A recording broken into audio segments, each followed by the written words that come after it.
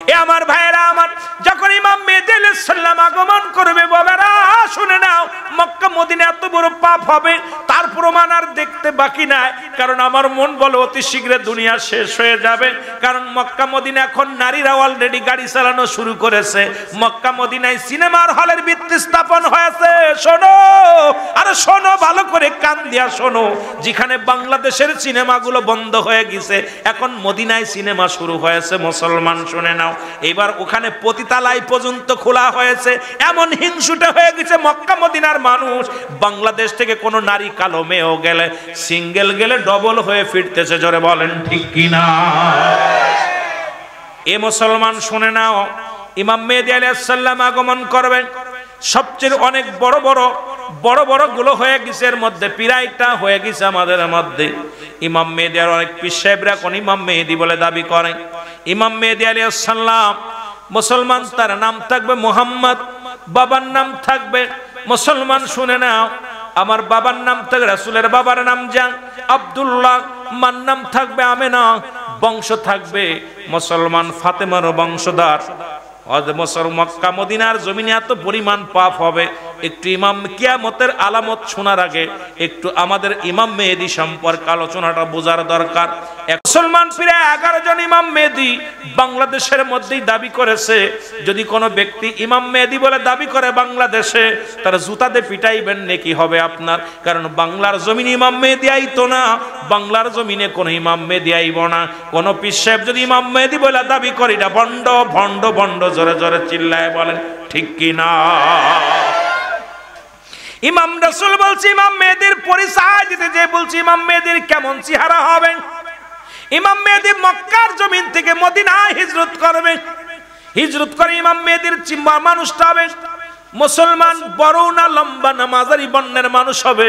গায়ের রংটা থাকবে শ্যামলা, মাথার চুলগুলো থাকবে কুকরানো মুকরানো, এই বুড়ুটা থাকবে টানা বুড়ু, এই বুড়ুর মধ্যে কোনো ফাঁকা থাকবে না, কানের মধ্যে লম্বা লম্বা পশম থাকবে, সিনাটা থাকবে সিংহ পুরুষের মতো। ইমাম মেহেদী আলাইহিস সালাম সিংহ পুরুষের মতো সিনা থাকবে। এবার মুসলমান শুনে নাও, সবচেয়ে বড় ইমাম মেহেদীর পরিচয় নবীজি বলছে ইমাম মেহেদী আলাইহিস সালাম থাকবে তুতলা। যখন কথা বলতে যাবে তখন কথাগুলো বেঁধে যাবে, তখন উরতের মধ্যে জোরে জোরে থাবা লাগাইব রে মুসলমান। ইমাম মেহেদী আলাইহিস সালাম যখন আগমন করবে মক্কা মদিনার, শুনে নেন মুসলমান, এত পরিমাণ পাপ চলবে, জিনা ব্যভিচার অন্যায় অপরাধ খুন খারাপি চলবে। জাহিলা জামানা কেউ ছেড়ে যাবে, যেমনি ভাবে আমার দেশে শুরু হয়েছে। আমার দেশে আজকে বিনা বিচারে আজকে মানুষের জানমালের কোনো নিরাপত্তা নাই। আজকে রাস্তার মধ্যে মানুষ পিটায়া তাদেরকে হত্যা করতেছে, ভাই হয়ে ভাইকে খুন করতেছে, নিজের ভাই সম্পদের জন্য। আমার আগের ভাই বললেন চক্ষু দুটো উপরে নিতেছে। আপনাদের চট্টগ্রামে মুসলমান কি করেছে, ছেলে বেটার বউ মিলিয়া তার বাবাকে টুকরো টুকরো করে তাদের নদীতে ভাসায়া দিছে। আজকে মুসলমান শুধু এই দেশে নয়, জাহিলা জামানা ছেড়ে গেছে। কারণ আমরা শুনেছি জাহিলা জামানায় মানুষ পুরুষে পুরুষে জিনা ব্যভিচার করত। ওদিন আমার মুসলমান মায়ের সঙ্গে সন্তান জিনা করত। এখন দেখি প্রতিনিয়ত নেটের মধ্যে দেখা যায় সন্তান বাবার সঙ্গে অন্যায়ের মধ্যে লিপ্ত হয়ে গেছে। বাবা লম্পট, বাবা মেয়ের সঙ্গে অন্যায় লিপ্ত হয়ে গেছে। শুধু তাই নয়, দুইটা ঘটনা বাংলাদেশে ঘটেছে দীর্ঘ 17 বছরের মধ্যে। সবচেয়ে দুঃখজনক দুইটা বিষয়, সেটা হলো যা পৃথিবীর ইতিহাসে সবচেয়ে বড় ইতিহাস, সেটা হলো একটা হলো ঢাকা মেডিকেল কলেজ হাসপাতালে যেখানে মরা মানুষের সঙ্গে জিনা হয়েছে। একটা হলো ঢাকা আপনাদের চট্টগ্রাম মেডিকেল কলেজ হাসপাতাল, এখানেও মরা মানুষের সঙ্গে জিনা হয়েছে। মুসলমান মর্গে জিনা হয়েছে। এ মুসলমান কোথায় আছেন একটু গবেষণা করবেন। দুইটা জায়গা, একটা হলো চট্টগ্রাম, ভালো করে খোঁজ নেন। চট্টগ্রাম মেডিকেল কলেজ হাসপাতালে মর্গের মধ্যে সুন্দরী নারীর সঙ্গে জিনা হয়েছে। ঢাকা মর্গের মধ্যে সুন্দরী নারীর সঙ্গে জিনা হয়েছে। যখন ডোমকে নিয়ে যখন রিমান্ডে দিয়েছে, ডোম বলছে শুধু একটা নয় দুটি নয়, আজ পর্যন্ত শত শত নারী, অল্প বয়সী নারী যখন গলায় রশি নিয়ে মারা যায়, বিষ খেয়ে মারা যায়, দুর্ঘটনায় মারা যায়, এই নারীগুলোর তাদের দেহখানা কাটার আগে তাদেরকে আমরা ভোগ করে নিই। কোন দেশে বাস করি? এই দেশে যদি আমার নবীর প্রেমিকরা না থাকতো, আল্লাহর ওলিরা না থাকতো, এই দেশটা শেষ হয়ে যেত। এই দেশটা রব্বে কারিম কারিম এই লুতের জামানা আইয়া গেছে রে, এই জামানার মানুষগুলোকে আল্লাহ শেষ করে দিত। হয়তো আল্লাহর কোন প্রিয় বান্দা এ মুসলমান এমন কোন প্রিয় ব্যক্তি থাকার কারণে রব্বি কারিম আমাদের উপরে সেই বড় গজব দিতেছে না। এইগুলো কি একবার ইতিহাসগুলো দেখো। ও যুবক বন্ধুরা, যদি মিথ্যা বলি এখন বিচার করবেন, ভালো করে জেনে নেন যদি মিথ্যা হয় আমাকে যে শাস্তি দিবেন মেনে নিব। মিথ্যা বলার জন্য আসি নাই, মিথ্যা ভুল তথ্য দেওয়ার জন্য এখানে আসি নাই রে মুসলমান। এ আমার ভাইরা আমার, যখন ইমাম মেহেদী আলাইহিস সালাম আগমন করবে বাবারা শুনে নাও, মক্কা মদিনা এত বড় পাপ হবে তার প্রমাণ আর দেখতে বাকি নাই। কারণ আমার মন বলে অতি শীঘ্র দুনিয়া শেষ হয়ে যাবে। কারণ মক্কা মদিনা এখন নারীরা অলরেডি গাড়ি চালানো শুরু করেছে। মক্কা মদিনায় সিনেমার হলের ভিত্তি স্থাপন হয়েছে। শোনো আর শোনো, ভালো করে কান দিয়া শোনো। যেখানে বাংলাদেশের সিনেমাগুলো বন্ধ হয়ে গেছে, এখন মদিনায় সিনেমা শুরু হয়েছে। মুসলমান শুনে নাও, এবার ওখানে পতিতালয় পর্যন্ত খোলা হয়েছে। এমন হিংসুটে হয়ে গেছে মক্কা মদিনার মানুষ, বাংলাদেশ থেকে কোনো নারী কালো মেয়েও গেলে সিঙ্গেল গেলে ডবল হয়ে ফিরতেছে। জোরে বলেন ঠিক কিনা? যদিও কথাগুলো খাস দরকার ছিল, আজকে কথাগুলো দুঃখে বলতেছি। আমার এক বান্ধবী কিছুদিন আগে আইসে ফিরে কয়, দোস্ত আমি কালো এত কুচ্ছির, আমাদের সবচেয়ে কালো ছিল। কয় দোস্ত আমিও বাঁচতে পারি। হ্যাঁ তো হারামজাদা, ওর বাবা আসে একবার ছেলে আসে একবার, ওদের চরিত্র এত খারাপ। আবার পাগড়ি বান্ধা আছে, টুপি আছে, পাঞ্জাবি আছে। আরে আপনার বাংলাদেশে দেখেন গত 3 মাসে 911 জন বলৎকার ধরা পড়ছে। সব বড় বড় সাইকেল হাদিস, একটাও সুন্নি ধরা পড়ে নাই। সুবহানাল্লাহ বলেন। আবার ওরা আবার আমার জন্য আক্রমণ করব কথা শুনে 900। আমি আশ্চর্য হয়ে গেছি। প্রতি মাসে রিপোর্টগুলো, যুবকরা তোরা রিপোর্টগুলো নিবি, প্রতিনিয়ত বলৎকার করতেছে। এগুলো একটাও সুন্নি নাই, সব বড় বড় সাইকেল হাদিস। আমি তোদের চরিত্র ওরা ওদিকে মিলাইতেছে, ওরা করতেছে, আমরাও করলে নেকি হইব। কথা বুঝছেন নাই? এলো অবস্থাটা খুব দুঃখজনক। খালি ওয়াজ শুনলে হবে না, বাস্তবমুখী কথাগুলো নিজে জানতে হবে, বুঝতে হবে যে কোথায় যাচ্ছে আমরা। মক্কা কাবা শরীফের ডান পাশের গেটে, যারা কাবা শরীফ মক্কা মদিনায় গেছেন, কাবার ডান গেটের পাশ দিয়া একটা সিনেমার হলের ভিত্তি স্থাপন হয়েছে। মুসলিম পতিতালয় খুলেছে। কোন দেশে আছেন আমার ভাইরা আমার? ওরা পৃথিবীর মধ্যে সবচেয়ে নগণ্যতম আজকে যারা বর্তমান কাবা মক্কা মদিনা যারা নেতৃত্ব দিতেছে, ইসলামের চরম শত্রু তারা। জোরে বলেন ঠিক কিনা? তারা বিনদেশীদের দালাল। তারা আমার রসুলের উপরে রসুলের লিবাস লাগাইছে। তারা আমার রসুলের, এমনকি আমার যখন মক্কা মদিনায় যখন হজের মৌসুম আসে, ওরা উপরটা যখন দেয় আপনার কাবার লাগায়, ভিতরে রসুলের রওজা পর্যন্ত ঠিক মতো ওরা পরিষ্কার করে না। এত বড় বদ। কারণ আমাদেরকে দাঁড়াইতে দেয় না। আমরা যাই রাসূলুল্লাহ দাঁড়াই কাছে যে দাঁড়াইলে ওরা তাড়াতাড়ি দূর করে দেয়, সরায় দেয়। কারণ আমরা যারা নবীর এসকে দেওয়া না, এরা তো পাগলরা, নবীর দেখার রওজা দেখে সহ্য করতে পারে না। কেমনে চুমা দিব, কেমনে দেখবে এই পাগল। আর ওরা তো আমি তো দাম বিক্রি তাদের ভিতরে, কারণ রসুল তাদের মিয়া ভাই, এইরকম একটা ভাবনা। জোরে বলেন ঠিক কিনা? এই হলো অবস্থাটা। আমার ভাইরা আমার বন্ধুরা আমার, ইমাম মেহেদী আলাইহিস সালাম মক্কা থেকে মদিনা থেকে হিজরত করবেন। তখন মুসলমান শুনে নাও, বয়স থাকবে 40। কত বছর? 40 বছরে উনি প্রকাশ পাবে যখন মক্কা থেকে মদিনার দিকে হিজরত করবে। একটা কথা মাঝে আমার বাদ রয়েছে, কথাটা আমার বলতেই হবে। রাসূল বলছে, আমি দেখতেছি অচিরেই পূর্ব দেশ থেকে এক দল আশেক বাইর হবে, তাদের জবানে থাকবে নারায়ে রিসালাত, ইয়া রাসূলুল্লাহ, নারায়ে তাকবীর, আল্লাহু আকবার। এই ধ্বনি দিতে দিতে আমি নবীর রওজা পর্যন্ত তার আগমন করবে। আর আমি রুহুল আমিনের ক্ষুদ্র জ্ঞান বলে সেই আশেকের দল চট্টগ্রামের মানুষের মধ্যে কোনো সন্দেহ নাই। যদি বলি কেন, এটার জন্য আমি শুনে নাও। কারণ বাংলাদেশের পরে আর কোনো মুসলিম কান্ট্রি নাই। আর বাংলাদেশের পূর্বাঞ্চলের মানুষ হলো চট্টগ্রামের বিভাগের মানুষ। এই মানুষের অন্তরে যত নবীর প্রেম আছে, বাংলাদেশের অন্য প্রান্তের মানুষের দিলে নবীর প্রেম এত পরিমাণ নাই। জোরে বলেন ঠিক কিনা? আজকে ষষ্ঠ রজনী, 1 থেকে শুরু করে গুনতে গুনতে 1 2 3 4 5 6 6টা রজনী পার করে ফেলবেন।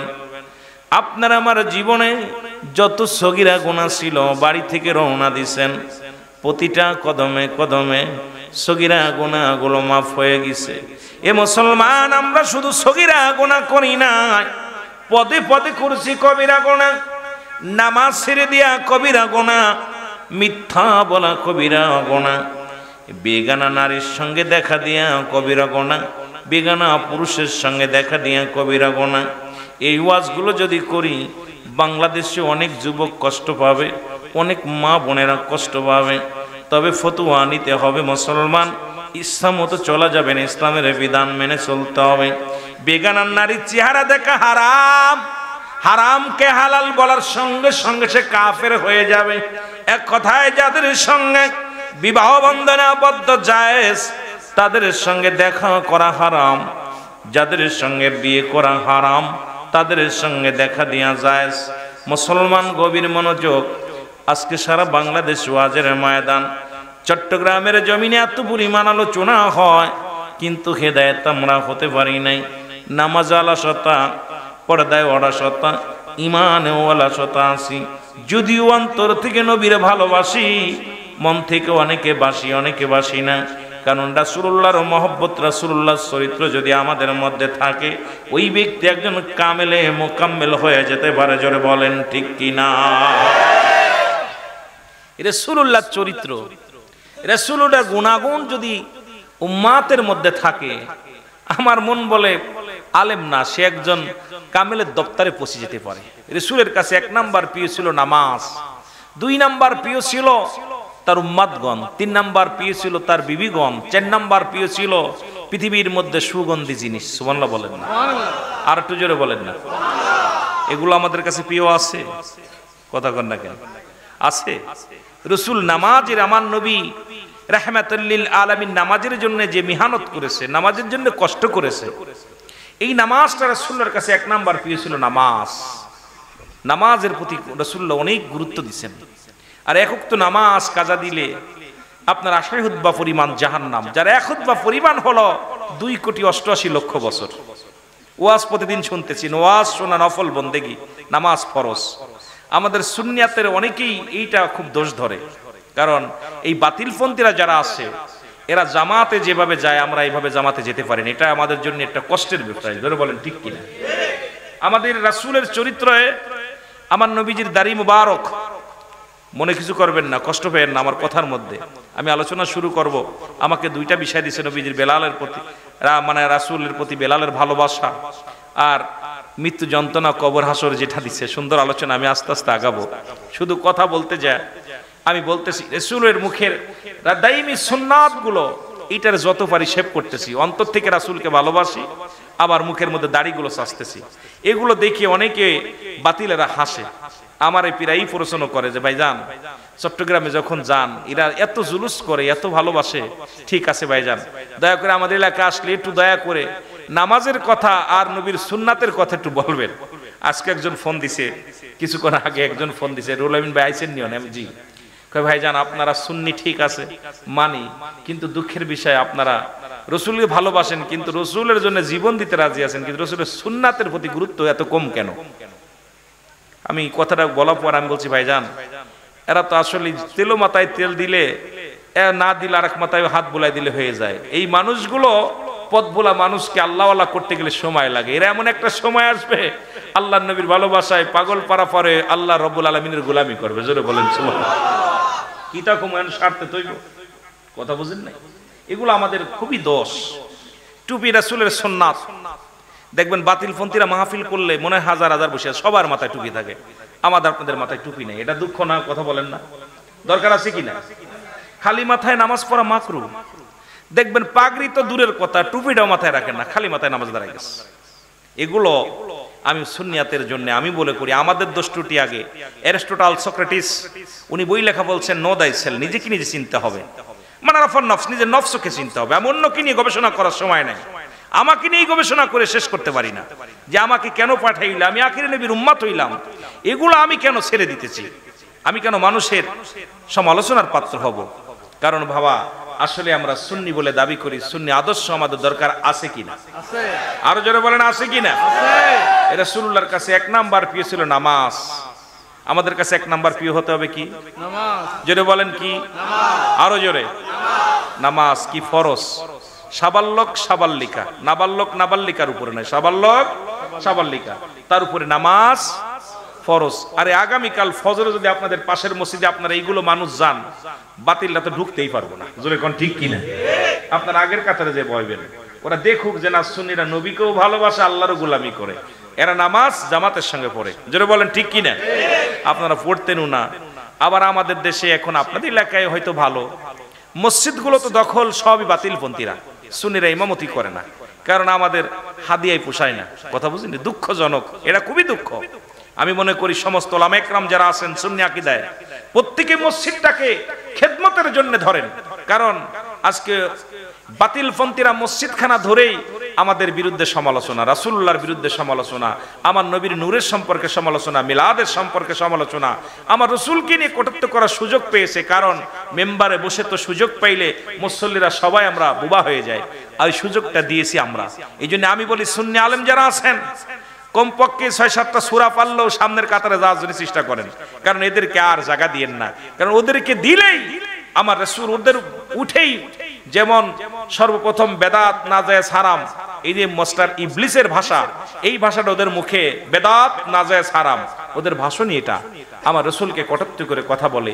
এই জন্য আমি আপনাদেরকে অনুরোধ করব, ওলামা একরাম মিডিয়া থেকে বলতেছি, আমি এখানে অনেক মিডিয়া আছে তাদেরকেও বলতেছি, আপনারাও বলবেন, ওলামা একরাম হাফেজ কারি যারা আছেন, আপনারা যদি মসজিদে খেদমত করতে পারেন, তাহলে দেখবেন আমার দেশে, আমার সমাজে সুন্নিয়াত প্রচারের জন্য আরো অগ্রসর আমরা বেশি হব। জোরে বলেন ঠিক কিনা? ঠিক কিনা বাবা?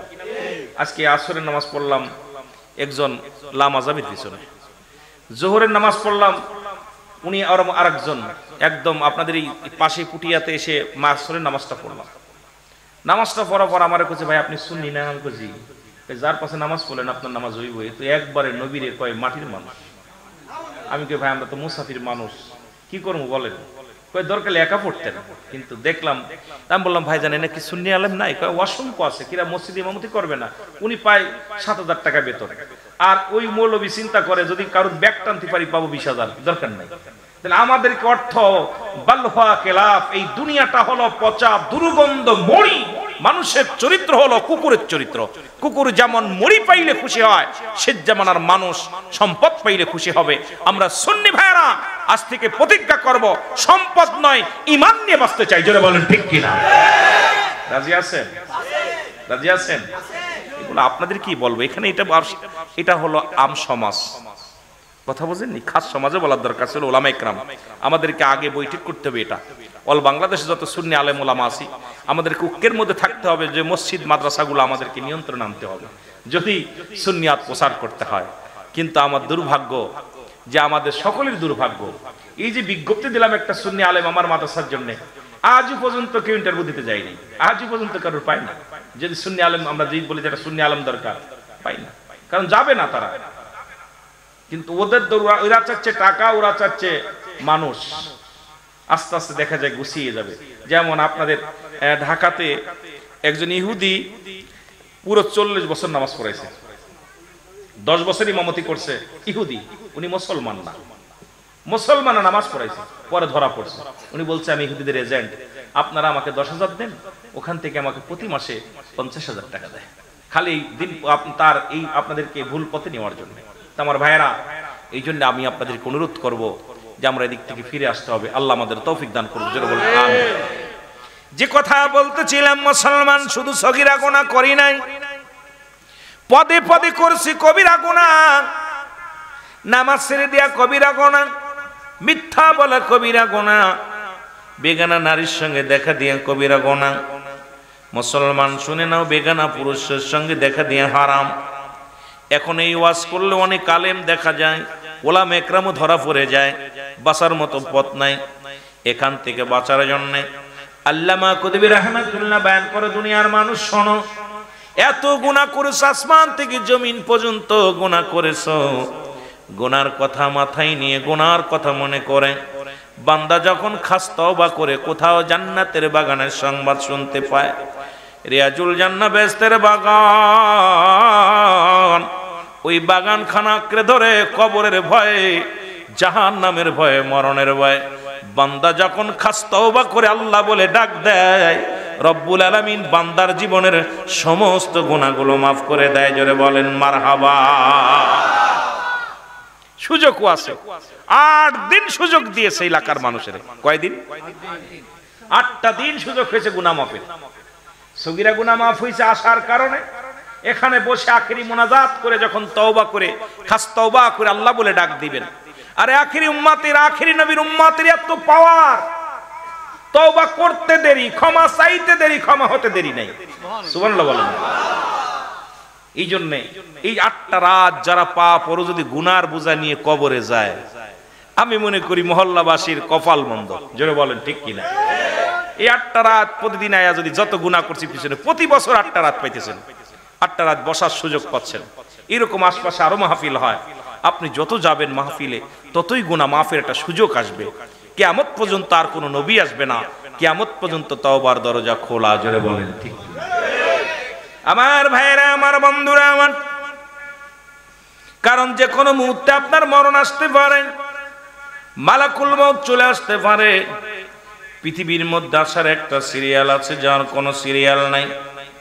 দেখা যায় বাবা জিন্দা, সন্তান নাই, বড় ভাই জিন্দা, ছোট ভাই দুনিয়ার মধ্যে নেই, দাদা জিন্দা, নাতি নাই, দাদার কাঁধে নাতির লাশ, বাবার কাঁধে সন্তানের লাশ। এই পৃথিবীর মধ্যে যে বাবা তার সন্তানের লাশ কাঁধে নিছে রে, পৃথিবীর মধ্যে সেই জানে সন্তানের লাশ কত ভারী। যে বাবা তার, যে সন্তান তার বাবার লাশ কাঁধে নিছে, সেই বাবা সন্তান জানে বাবার লাশ কত ভারী। ও মুসলমান, 2টা টাইমে মানুষের মরণ হয়, একটা হলো রাতের বেলা, একটা হলো দিনের বেলা। আল্লাহ দিন শুরু করেছে নামাজ দিয়া, রাতও শুরু করেছে নামাজ দিয়া। উম্মতি নবীর উম্মতিরা শোনো, আরে মরণও 2টা টাইমে হয়, একটা হলো রাত, একটা হলো দিন। আপনার রাতও শুরু করেছে নামাজ দিয়া, দিনও শুরু করেছে রব্বে কারিম নামাজ দিয়া। দিনের শুরু ফজর, বান্দা ফজরের 2 রাকাত সুন্নাত নামাজ তুমি আদায় করলা, সঙ্গে সঙ্গে তুমি নবীর প্রেমিক হয়ে গেলা। এবার 2 রাকাত ফরজ নামাজ আদায় করলা, সঙ্গে সঙ্গে আমার আল্লাহর গোলাম হয়ে গেলা।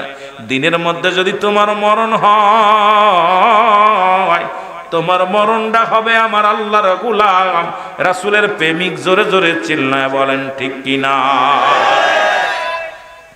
দেখেন না, আল্লাহ যেখানে রাসূল সেখানে, রাসূল যেখানে আল্লাহ সেখানে। কত প্রেম দিনটা শুরু করছেন ফজর। এখন যদি বলি দাদু ভাই ফজরের নামাজ কয়জন পড়ছেন, হাতে গোনা হয়তো মাশাআল্লাহ 3 ভাগ উঠতেও পারে, নাও পারে। যদিও আমি লজ্জা দিব না আপনাদেরকে, অনেকে বলবো হুজুর মাহফিল শেষ করছি 1টায়, 12:30টায়, এরপরে ঘুমায় গেছি, ফজর কমে গেছে, বেলালের আজান, সালাতু খায়রুম মিনান নাওম,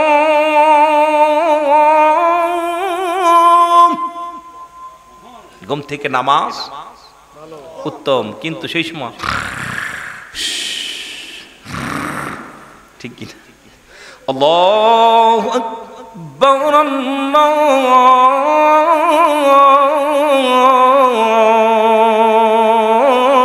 আল্লাহু আকবার,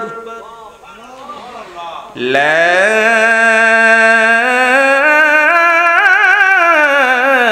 ইলাহা ইল্লাল্লাহ।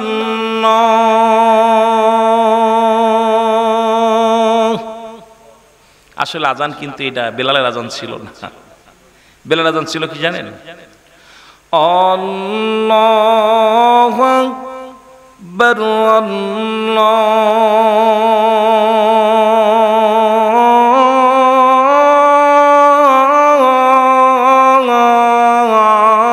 আল্লাহু আকবার, আশহাদু আল্লা ইলাহা ইল্লাল্লাহ,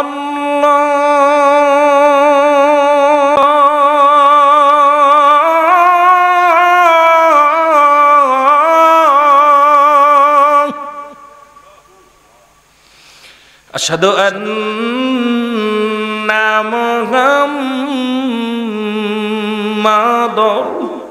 রাসূলুল্লাহ।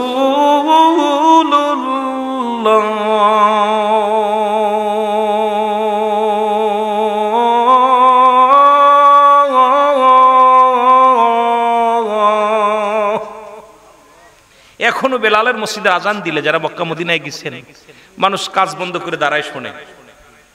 পাগল করেছে আজানে। আর আমাদের তো ডিজিটাল আজান, আজান দিলে কয় কোন মৌলবী আজান দিতেছে, আজান সেকেন্ডের ভিতরে শেষ, সব ডিজিটাল। এ দুনিয়ার মুসলমান গভীর মনোযোগ। বলতেছিলাম আপনার মৃত্যু দিনের বেলা হয় না, রাতের বেলা হতে পারে। রাতের শুরু হলো মুসলমান মাগরিব, তিন বান্দারে সারাদিন তুমি কর্ম করলাম, দুরা 3 রাকাত ফরজ নামাজ তুমি আদায় করলাম, সঙ্গে সঙ্গে তুমি হয়ে গেল আমার আল্লাহর গোলাম। এবার 2 রাকাত সুন্নাত নামাজ তুমি আদায় করলাম, সঙ্গে সঙ্গে তুমি হয়ে গেল আমার নবীর প্রেমিক। রাতের মধ্যে যদি তোমার মরণ হয়, তোমার মৃত্যুটা হবে আমার আল্লাহর গোলাম, আমার নবীর প্রেমিক। জোরে জোরে চিল্লায় বলেন মারহাবা। আমার মরণ আসিবে কখন কেউ তো জানি না, আমার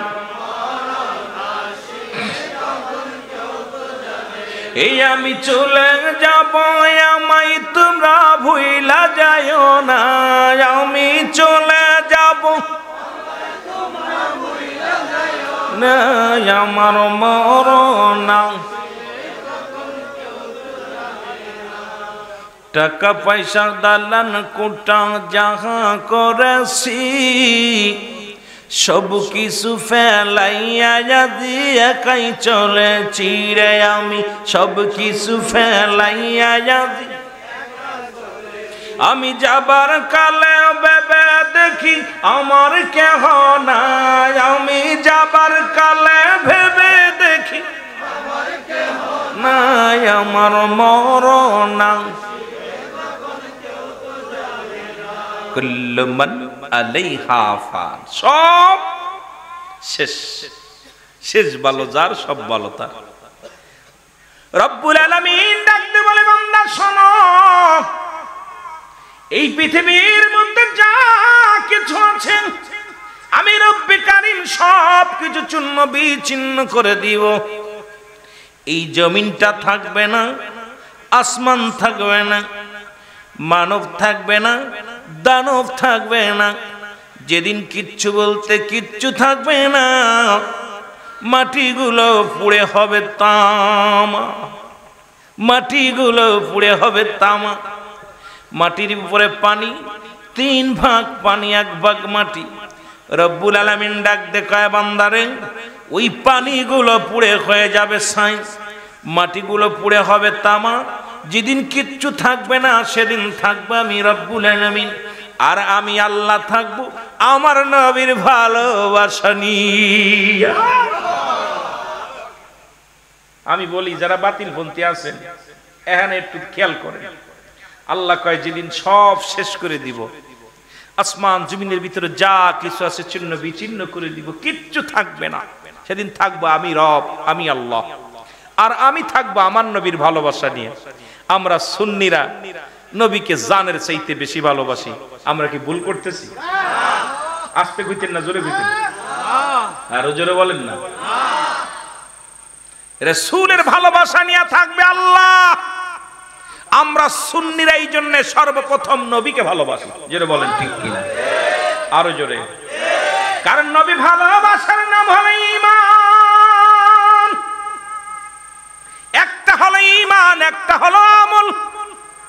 নামাজ, রোজা, হজ, যাকাত, কুরবানি সবগুলোর নাম হলো আমল। এখন ঈমান যদি ঠিক রাখতে হয়, ওযুবিহীন যেমন নামাজ হয় না, ঈমানবিহীন তেমন আপনার কোনো আমল কাজে লাগবে না। মানব জীবনের অমূল্য সম্পদের নাম হলো রূহ, মানব জীবনের অমূল্য সম্পদের নাম ঈমান। ব্যক্তির জীবনের অমূল্য সম্পদের নাম রুহু। রুহুবিহীন যেমন বডির কোনো মূল্য নাই, হাত আছে পা আছে, ভিতরে কোনো বাতাসটা বাইরে গেছে, বডিটার মূল্য নাই।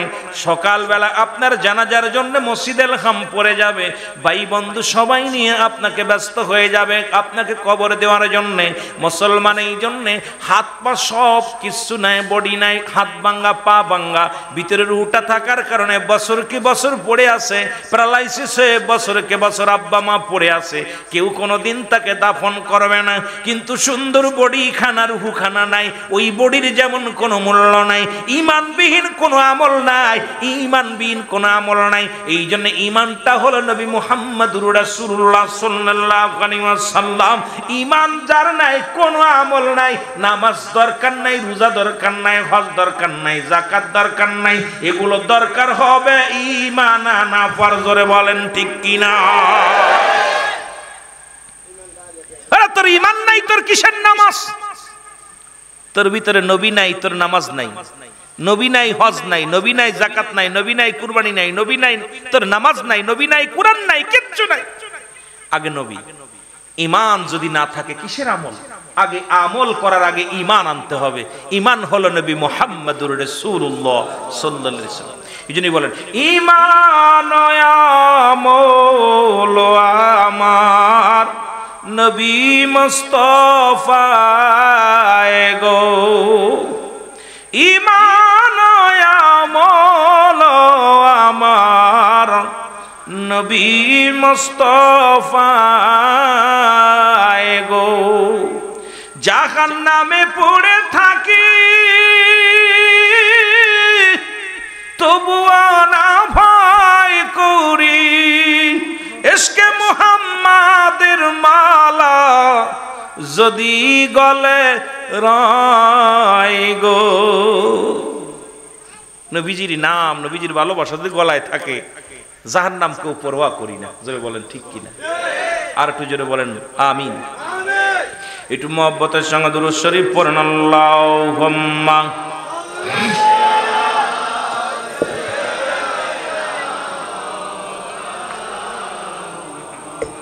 ওয়ালা আলি সাইয়্যিদিনা। মানুষের তিনটা বিপদ, নাম্বার 1 হলো মানুষের মরণ। আলোচনা অন্যদিকে গেলে সময় নষ্ট হবে, আলোচনা করে শেষ করতে পারবো না। তিনটা বিপদ, নাম্বার 1 হলো মানুষের মরণ, 2 নাম্বার বিপদ হলো কবর, 3 নাম্বার বিপদ হলো কিয়ামতের ময়দান। 1 নাম্বার বিপদ হলো মানুষের মরণ। এই মরণের কথা বলতে যায় আল্লামা মুফতি আমজাদ আলী সাহেব একটা কিতাব লিখলেন, কিতাবের নাম হলো বারে শরিয়াত। এই কিতাবের মধ্যে লিখতে যা বললেন, দুনিয়ার মানুষ শোনো, মানুষ যখন সাধারণ মৃত্যুবরণ করে 70টা তাজা উটের গায়ের চামড়া জবাই না করিয়া উল্টো দিকে টান দিয়া লবণ আর মরিচ লাগায় দিলে যতটুকু যন্ত্রণা হয়, এর চাইতে 70 গুণ যন্ত্রণা হলো একটা সাধারণ মৃত্যু। এখন যাদের কঠিন মৃত্যু হয়, তাদের মৃত্যুটা কত কঠিন হয় রে মুসলমান। এ দুনিয়ার মুসলমান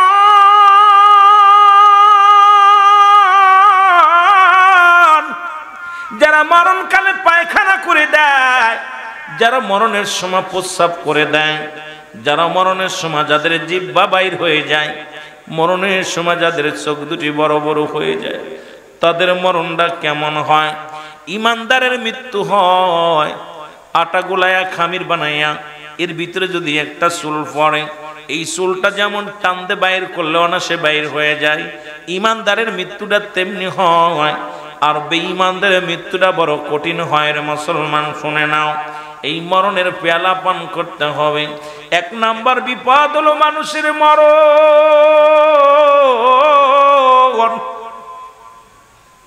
এ দুনিয়ার মুসলমান শুনে নাও, ঈসা ইবনে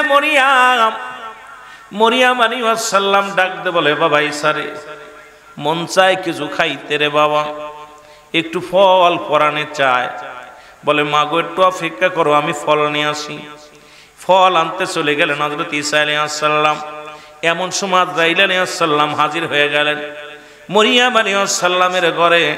সালাম দাস, আসসালামু আলাইকুম মরিয়ম। মরিয়ম রে, রব্বুল আলামিন হুকুম দিছে এখনই আপনার চলে যেতে হবে। মরিয়ম আলাইহিস সালাম ডাক দিয়ে বলে, আজরাইল, আমার একমাত্র সন্তান আমার নবী ঈসা যদি এসে দেখে আমি মা নাই, বড্ড কষ্ট পাবে রে, একটু সময় দাও, আমার সন্তান আসুক ফিরে, দুটি কথা বলে যেতে চায়। আজরাইল বলে, মরিয়ম রে, সময় আমি দিতে পারবো না, তুমি কি মৃত্যুকে ভয় পাও? মরিয়ম আলাইহিস সালাম বলে, না না, আমি মৃত্যুকে ভয় পাই না। আজরাইল কয়, তাহলে এত সময় কেন চাও? কয়, না রে, আমার কলিজার টুকরা আসবে, কারণ দুঃখিনী মায়ের জন্য বড় পাগল হয়ে যাবে, একটু সময় দাও, আমাকে একটু সময় দাও, আমার কলিজার টুকরা সন্তান আসতে দুইটা কথা বলে যাব। ডাক দে বলে, আজরাইল, মরিয়ম রে, একটা সেকেন্ড আমি সময় দিতে পারবো না, রব্বে কারীম আমাকে হুকুম দিয়েছে এখনই যেতে হবে। মরিয়ম আলাইহিস সালাম বলে, তাহলে আমাকে নিয়ে যাও। সঙ্গে সঙ্গে মরিয়ম আলাইহিস সালামের মৃত্যু হয়ে গেল। ঈসা আলাইহিস সালাম ঘরে ফিরল, ফিরে আসিয়া দেখে জনম দুঃখিনী মা শুয়ে আছে। মাকে দেখে, মরিয়ম আলাইহিস সালামকে মৃত্যু অবস্থায় দেখে রে ঈসা নবী ডাক দিয়ে বলে, মা মা মা, কথা বলে না। ডাক দিয়ে বলে, রব্বে কারীম, আমার রব, আমার আল্লাহ, তুমি তো আমাকে মরার আর জিন্দা করার ক্ষমতা দিছো, ও আমার আল্লাহ, একটু সুযোগ দাও, জীবনে একটা সুযোগ আমি চাই, আমার মার সঙ্গে দুটি কথা বলতে চাই, মাকে জিন্দা করার সুযোগটা দিয়ে দাও। রব্বে কারীম সুযোগ দিয়ে দিলেন। ঈসা আলাইহিস সালাম মাকে ডাক দিয়ে বলে, মা, ও মা। সঙ্গে সঙ্গে মা লাফ দিয়ে উঠিয়া বলে, বাবা ঈসা রে, আইসো, ফল আনছনি? বলে, আনছি।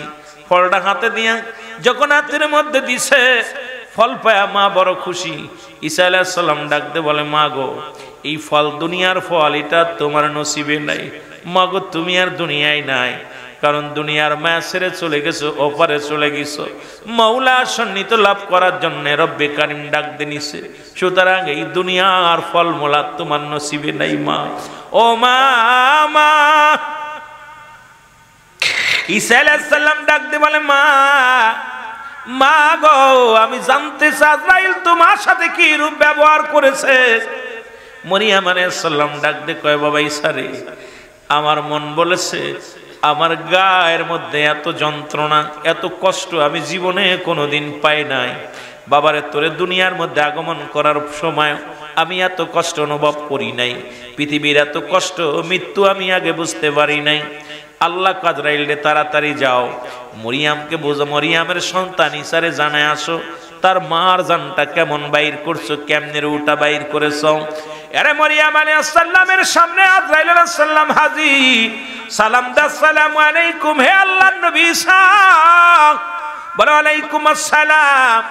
আজরাইল রে, আগে জানতে চাই আমার মার রুটা তুমি কেমনে বাইর করেছো। আজরাইল বলে, নবী গো, আপনি, আমি এমন দানব, আকাশে থাকে আমার মাথা, জমিনের মধ্যে থাকে আমার পা, পৃথিবীর সব মানুষের জান কবজ করার জন্য আমি দুনিয়া আসি না, একমাত্র ঈমানদারের রুহটা বাইর করার জন্য আমি জগতের মধ্যে আসি।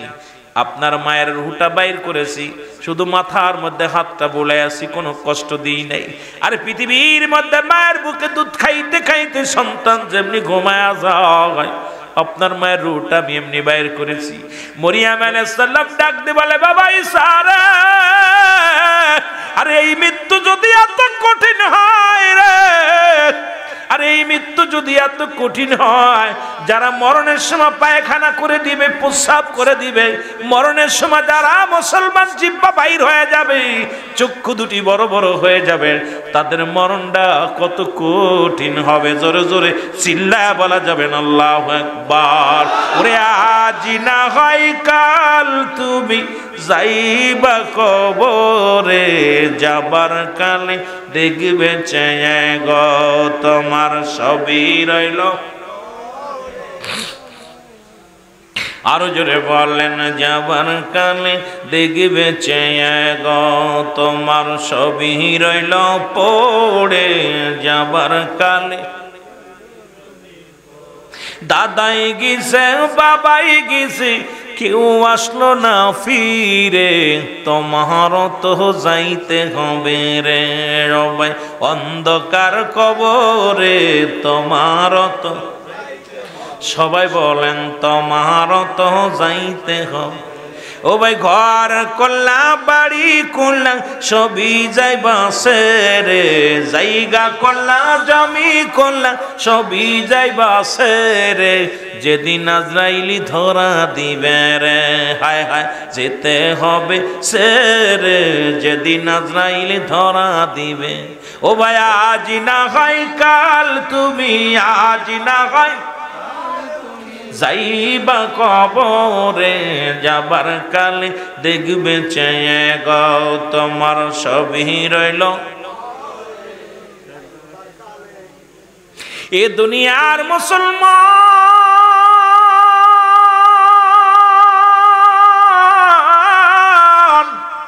আমি বলি কার জন্য তুমি সুদ খাও, কার জন্য তুমি ঘুষ খাও, কার জন্য তুমি অন্যায় করো, কার জন্য তুমি সুদের ব্যবসা করো, ঘুষের ব্যবসা করো না মুসলমান। এই দেহখানা গড়লা, এই পৃথিবীর মধ্যে রুহুল আমিন সিদ্দিকী কথাগুলো বলে শুই না নাও, এই বডিখানা করলাম তোমার দেহ খাবে পোকে, তোমার সম্পদ খাবে লোকে, জোরে বলেন ঠিক কিনা। এই সম্পদ রেখে আলেন আজকে যে বাড়িতে আমরা বিশ্রাম নিলাম, 7টা ভাই একত্রিত আছে, সুন্দর বাড়ি করেছে রে মুসলমান। ওই বাড়ির মধ্যে যদি 1টা টাকা যদি হারাম ঢুইকা যায় সবই বরবাদ, যদি হালাল ঢোকে তো বালা। এই দুনিয়ায় বাড়ি থাকবে গাড়ি থাকবে, ওরে মুসলমান 7 ভাইয়ের 1 ভাই থাকবে না, ওর বাবাও নাই দাদাও নাই, এইরকম বাস্তেরাও থাকবে না, চাচারাও থাকবে না। কখন যেন আমি আপনি দুনিয়া থেকে চলে যাব। এই দুনিয়ার মধ্যে সম্পদ পরে থাকবে, সম্পদ খাবে লোকে, তোমার দেহখানা খাবে পোকে। যার জন্য তুমি সুদ খাইলা ঘুষ খাইলা গো, কার জন্য তুমি ঘুষ খাও, কার জন্য তুমি সুদ খাও? যে নারীর জন্য তুমি তোমার বিবিরে সুখে রাখার জন্য দুনিয়ার মধ্যে ঘুষের কারবার করলা, তোমার বিবিরে খুশি করার জন্য দুনিয়ার মধ্যে কতই না সুদ নিলা, তোমার সন্তানের সুখী রাখার জন্য ঘুষ খাইলা, এই দুনিয়ার সম্পদের পাহাড়ে গড়লা, কিচ্ছু বলতে কিচ্ছু থাকবে না। যখন রব্বে কারিম ডাক দিবে সব পরে থাকবে। ফিরআউন নমরুদ কারুন যারা খোদাই দাবি করেছিল তারাও দুনিয়ার মধ্যে নাই। পৃথিবীর মধ্যে 4 জন ব্যক্তি প্রতাপশালী বাদশা ছিল, তাদের আল্লাহ নিয়ে গেছে মুসলমানদের মধ্যে 2 জন। একজনের নাম হলো মুসলমান হযরত সুলাইমান আলাইহিস সালাম, যাকে আল্লাহ অর্ধ পৃথিবীর খলিফা বানায়া দিয়েছিল। এই পৃথিবীর অর্ধেক পৃথিবীর মালিক তারে আমার আল্লাহ বানায়া দিয়েছিল। ওরে মুসলমানদের মধ্যে আরেক একটা কি দান করেছিল, তাকে একখানা কুরসি দান করেছিল। আমাদের গাড়ি চলতে পেট্রোল লাগে, ডিজেল লাগে, ড্রাইভার লাগে। সুলাইমান পয়গম্বরের পাখা লাগতো না, মুসলমান ড্রাইভার লাগতো না, হাওয়া লাগতো না, মুসলমান শুই না লাও। এই কুরসিদারে বলতো যার সঙ্গে সঙ্গে রওনা হয়ে যেত। এত পাওয়ার আল্লাহ দিয়েছিল, তাকেও দুনিয়া থেকে বিদায় করে দিছে রে মুসলমান। আরেকজনের মধ্যে মুসলমান, এই দুনিয়ার মধ্যে তার নাম ছিল মুসলমান বাদশা জুলকারনাইন। আল্লাহ তারে পৃথিবীর মধ্যে 1600 বছর হায়াত দান করেছিল, একদিন নয় 2 দিন নয়। এর চট্টগ্রামের মানুষ 50 বছর হায়াত পাইয়া, 80 বছরের হায়াত পাইয়া দুনিয়ার মধ্যে কত অন্যায় করো, অন্যায় করো, দুনিয়ার মধ্যে কত সুদ ঘুষের মধ্যে ব্যবসা করো, হারাম জিনিস বক্ষণ করো, জিনা করো, ব্যভিচার করো রে মন। এই দুনিয়ার মধ্যে বাদশা জুলকারনাইন আল্লাহ 1600 বছর হায়াত দান করলেন।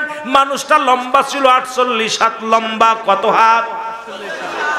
এই আছে চট্টগ্রামের জমিনে কি এত লম্বা মানুষ আছে? কত হাত? 48 হাত লম্বা। আল্লাহ তাকে একটা মুজিজার ঘোড়া দান করেছিল। এই ঘোড়াটা যখন একটা কদম ফেলতো 12,000 মাইল অতিক্রম করত। বাংলাদেশটা মুসলমান এত বড় হইব না, এই বাংলাদেশের মধ্যে বাদশা জুলকারনাইনের পা দেওয়া লাগবো না, এই ঘোড়ার পা লাগবো না। একটা পা পড়বো বাংলাদেশে, আর একটা পড়বো পাকিস্তান। এত বড় পাওয়ার ছিল আল্লাহ রব্বুল আলামিন ঘোড়াটারে দিয়েছিল, যার এক কদমে 12,000 মাইল মুসলমান 12,000 মাইল অতিক্রম গরম করতে রে মুসলমান। এই মানুষটা দুনিয়া থেকে বিদায় হয়ে গেছে, আল্লাহ তারও নিয়ে গেছে। কাফের মুশরিকদের মধ্যে দুজনকে আল্লাহ বাদশাহী বানিয়ে দিয়েছিল। এদের মধ্যে একজনের নাম হলো বাদশাহ নমরুদ, মুসলমান যে ফিরআউন নমরুদ বলা হয়। আর 2 নম্বরে ছিল বাদশাহ মুসলমান। শুনে নাও, এই পৃথিবীর মধ্যে বক্তা নসর, এই পৃথিবীর মধ্যে রব্বি কারীম এত বড় দাসত্ব, এত বড় দুনিয়ার সম্পদ তাদের দিয়েছিল। এই পৃথিবীর মধ্যে মুসলমান, শুনে নাও, যারা রাজত্ব করেছিল আমার দেশে, যেমন মুসলমান, এই দেশের মধ্যে ভাসানী সাহেব ছিল, দেশ পরিচালনা করেছিল। জিয়াউর রহমান করেছিল, মুসলমান মুজিবুর রহমান সাহেব করেছিল। এই রকম অসংখ্য, কদিন আগে ইরশাদ সাহেব করেছিল। সবাই দুনিয়া থেকে বিদায় হয়ে গেছে, কারণ আপনাকে আমাকে যে কোনো মুহূর্তে চলে যেতে হতে পারে। দুনিয়ার মায়া ছেড়ে দাও, জোরে বলেন ঠিক কিনা। এই যে এমপি হওয়ার জন্যে, মন্ত্রী হওয়ার জন্যে কত সত্যরে মিথ্যা বলতেছে, মিথ্যারে সত্য বলতেছে, কত হক না হক কাজ করতেছে। মানুষ বাড়ি গাড়ির জন্য কত পাগল হয়ে গেছে। কিন্তু আমি আপনি গ্যারান্টি আছে, একটা সেকেন্ড সকালে শুয়ে আসি, রাত্রে শুয়ে সকালে লাশ। এর আমি একটা জিনিস খুব আশ্চর্য হয়ে যায়, মাইকে যখন এলাম দেয় যে আমাদের ইমরান সাহেব, বলবো শোক সংবাদ, আপনারা কি বলেন? শোক সংবাদ, একটি শোক সংবাদ। কি গ্রাম? বান্ডারিয়ার জমিনে জনাব হযরত মাওলানা ইমরান হোসেন সাহেব ইন্তেকাল করছে। ইন্না লিল্লাহি ওয়া ইন্না ইলাইহি রাজিউন। মরহুমের জানাজার নামাজ আগামীকাল সকাল 10টায় হইব। একই মাইকের মধ্যে একই সেকেন্ডে কথা 2 হয়ে গেছে। একটু আগে বললো ইমরান মারা গেছে, এইবার বলছে মরহুম। জানাজার নামাজ পড়ানোর সময় বলেন যে ইমরানের জানাজা অমুক সময় হইব, বলতেছে মরহুমের জানাজা। কার জানাজা? এই কথা বোঝেননি? আমার কথা বুঝতেছেন? আমাকে যে লাইন দিছে, কবর আসর মিজান মরণ দিয়া ওয়াজ করতে 10 ঘন্টা, এরপরে বেলালের জীবনী তো আলোচনা আসেই, কত ওয়াজ। আজকে চিন্তা করলাম একটা সুন্দর আলোচনা করব মিলাদুন নবীর, কিন্তু আমার তো সাবজেক্ট দিয়া দিছে, যেহেতু ওদিকে আমি যাইতে পারতাম না, মন চাইলে তো যাইতে পারতাম না। আর মরণ, এটার আপটট কোনো ওয়াজ চলে না। মরণ তো মরণই, কি কোন? আপটট কোনো ওয়াজ আসেনি মরণের? বিকল্প কিছু আসেনি ভাই? ওলামা ইকরাম আছে কোনো বিকল্প? বাঁচার কোনো পথ আছে? কোনো পথ নাই। মরণ হইব, এর মধ্যে যেহেতু দুনিয়ায় আসছি, মৃত্যু হবে, এর মধ্যে কোনো সন্দেহ। যেখানে থাকো না কেন সেখানেই তোমায় যাইতে হবে, যারা বলেন ঠিক কিনা। আমি খুব আশ্চর্য হয়ে গেলাম যে এই মানুষটার এই মাত্র নাম, এত নাম, যশ খ্যাতি, এত নাম, কিন্তু হঠাৎ করে বলতেছে মরহুমের জানাজা। একই মুখে বলতেছে না যে ভাই অমুকের জানাজা। তাহলে আমি আপনি এই দমটা ফুরিয়ে গেলে, যদি আপনার আর মূল্য না থাকে, তাহলে আপনি আপনার এই বডিটার জন্য আপনার করণীয় কি? এই বডিটাকে ফ্রেশ করার জন্য, যেমন কাপড়ে ময়লা লাগলে সাবান দিয়া এরপরে ভালো করে ওয়াশ করেন পরিষ্কার করার জন্য, অন্তরে ময়লা লাগছে দেহটারে পবিত্র করার জন্য যা করণীয়, এগুলো করার দরকার আছে কিনা? আরো যারা বলেন আছে কিনা? কিন্তু এই মানুষগুলো কেন বোঝেনি? আমরা কেন বুঝতেছি না? আমার ভাইয়েরা, আমার বন্ধুরা, আমার যে কথাগুলো বলতেছিলাম, 2 নাম্বার হলো কবর। 1 নাম্বার বলতেছিলাম যেটা, এটার মধ্যে আলোচনা করলে অনেক লম্বা আলোচনা হয়ে যাবে। সবাই জানি মরণ। 1 নাম্বার হলো মরণ, 2 নাম্বার হলো কবর। কবর বলতে বোঝায় মানুষের মৃত্যুর পর থেকে শুরু করে কিয়ামত পর্যন্ত জগৎটাকে বলা হয় কবরের জগৎ। কথা বলেন? অনেক বুকার আছে, হিন্দুরা যেমন মানুষ পুড়ায় দেয়, মনে করে আর মনে হয় ধরতে পারতো না, আর মনে হয় ধরতে পারতো না, একদম পুরায় ভস্য করে দিছে। আরে কোন আর ভায়া কোন, খালি কইব দেরি হইব নি, কথা কইতেন নি, আমার মতো নি। রব্বে কারিম শুধু হুকুম দিব, এই কথা বুঝেননি? সঙ্গে সঙ্গে আমার বাবারা, আমার গভীর মনোযোগ। রব্বুল আলামিন হুকুম দেওয়ার সঙ্গে সঙ্গে আপনাকে উত্তোলন হতে হবে। 2 নাম্বার হলো কবর। কবর বলতে বোঝায় মানুষের মৃত্যুর পর থেকে কবর কিয়ামত পর্যন্ত। কারণ যাদের লাশ আগুনে পুড়ে গেল তাদের কি অবস্থা হবে? এখন বলতে পারেন হুজুর, কবর যদি বোঝায় তাদের কবরটা বোঝায়। অনেকের তো কবর হয় না, মুসলমান তাদের কি অবস্থা হবে? এই জন্য মুসলমান কি পানিতে পুড়ে মারা গেল, হাঙ্গর কুমিরে খাইলো, তাদের কবর কোথায়? কবর বলতে বোঝায় মৃত্যুর পর থেকে শুরু কিয়ামত পর্যন্ত। শেষ জোরে বলেন ঠিক কিনা? আমার কালো ময়না রে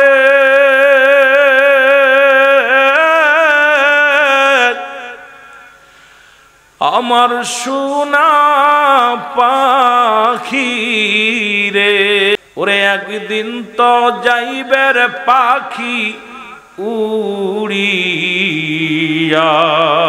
ওরে একদিন তো যাবের পাখি। মহব্বতে বলেন একদিন তো যাবের পাখি। ছেলে মেয়ে পাশে বসে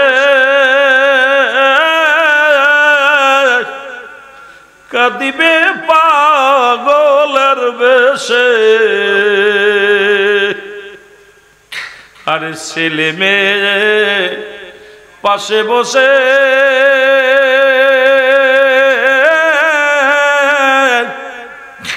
কাঁদিবে পাগলের বেশে, জনমের বিদায় দিবে সবাই করিয়া,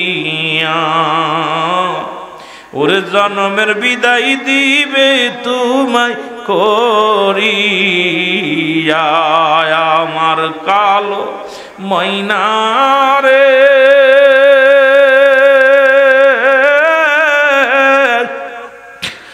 আমার সোনা পাখি রে, ওরে একদিন তো যাইবের পাখি, ওরে একদিন তো যাবের পাখি।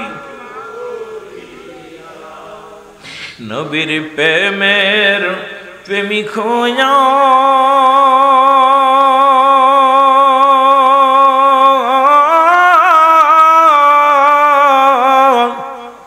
থাকো যদি কবরে শুয়া, শান্তি পাবে অন্ধকার কবরে, শান্তি পাবে অন্ধকার কবরে। আমার কালো ময়না রে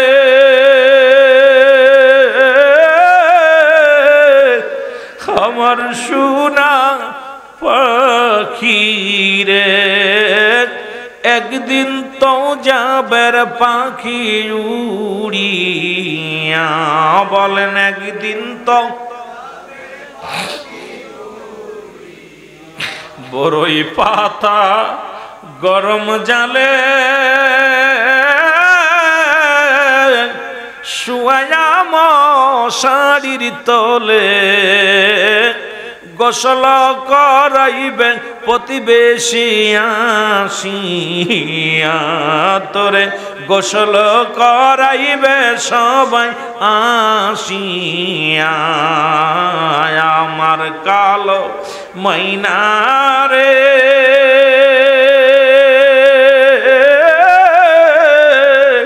আমার সোনা পাখি রে, ওরে একদিন তো যাবের পাখি উড়িয়া, বলেন একদিন তো। এ দুনিয়ার মুসলমান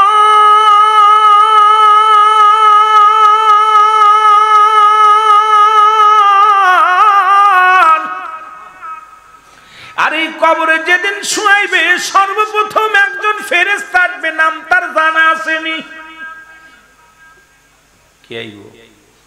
ফেরেশতার নাম হলো নুমান ফেরেশতা। জোরে বলেন মারহাবা। সবাই বলে কবরে শুয়াইলে মনকার নেকির আইব, বাবার আইব শুইনালান ইমানদারেরা, সুন্নি ভাইয়েরা আমার। যেদিন মারা যাবেন আমি অনেক আলোচনা, গোসল করানো, দাপন করানো, কাপন পরানো, জানাজা পড়ানো, এগুলোর মধ্যে থাকলে আপনাদের সময় নষ্ট হবে। মূল কথাগুলো আমি আপনাদের জানায়া দিয়ে যাই। কবরে যেদিন শোয়া দিবেন সর্বপ্রথম একজন ফেরেশতা আসবে, তার নাম হলো নোমান ফেরেশতা। কবরে ঢুকে যান, আপনাকে জিগাইব রে বান্দা, উঠাইব, উঠায় বলবে বান্দারে এই নাও দুইটা কাগজ, একটা কাগজ থাকবে তোমার নেক আমল, একটা থাকবে বদ আমল। ডাক দিয়ে বলবে বান্দারে এইটা নাও, তুমি লিখে দাও তাড়াতাড়ি, যার যার আমল নামা তাড়াতাড়ি লেখা লাগবে। আমরা সবাই মনি কেরামন কাতিবিন যা লেখে রাখছে আপনার আমার জিন্দেগি সুন্নি ভাইরা, মনে করেন আপনার জন্য একজন কর্মচারী মুসলমান, একজন কিরানি আছে না রে বাজান, না, যার যার আমল নামা তাড়াতাড়ি লেখা লাগবে রে মুসলমান। ডাক দে বলো ফেরেশতাই না, ভালো কাগজটা হাতের মধ্যে সর্বপ্রথম দিবেন, বান্দা লিখে দাও। বলবে আমি লিখতে জানি না, লিখবো কেমন করে? কয় তাড়াতাড়ি লিখে দাও। বলে লিখবো, আমার কাছে তো কোনো মুসলমান কলম নাই। ফেরেশতা বলবে নোমান ফেরেশতা ডাক দে বলে বান্দা শুনে নাও, কলম তোমার ডান হাতের শাহাদত আঙ্গুল মুবারক। এরে মুসলমান, প্রতিটা বান্দার যে নখ আঙ্গুল দিয়া নবীজি আমার শাহাদত আঙ্গুল মুবারক দিয়া চন্দ্রটাকে দ্বিখণ্ডিত করেছিল, এই আঙ্গুলের বড় দাম। আমার দেশের মৌলবীরা এই আঙ্গুলে চুন খায়, আমি করে মৌলবী বড়া পড়া মৌলবী সাপ। আঙ্গুলের দাম জানিস না, কারণ হাতের মধ্যে একটা নখের এত বড় দাম, কারণ এই আঙ্গুলটার বড় মূল্য, বড় দাম। এটা তোর কবরের ভিতরে কলম হবে, আর এই নখ দিয়া রব্বুল আলামিনের হাবিব, আমার আপনার হাবিব রাহমাতাল লিল আলামিন চন্দ্রকে দ্বিখণ্ডিত করেছিল। সেই হাতটা তোমার চুন খাওয়ার জন্য নয়। জোরে জোরে চিল্লায় বলা যাবে না ঠিক কিনা? এর বাদান্দার হাত পায়ে হলো, এইটা হলো আঙ্গুলটা হবে মুসলমান আপনার কলম।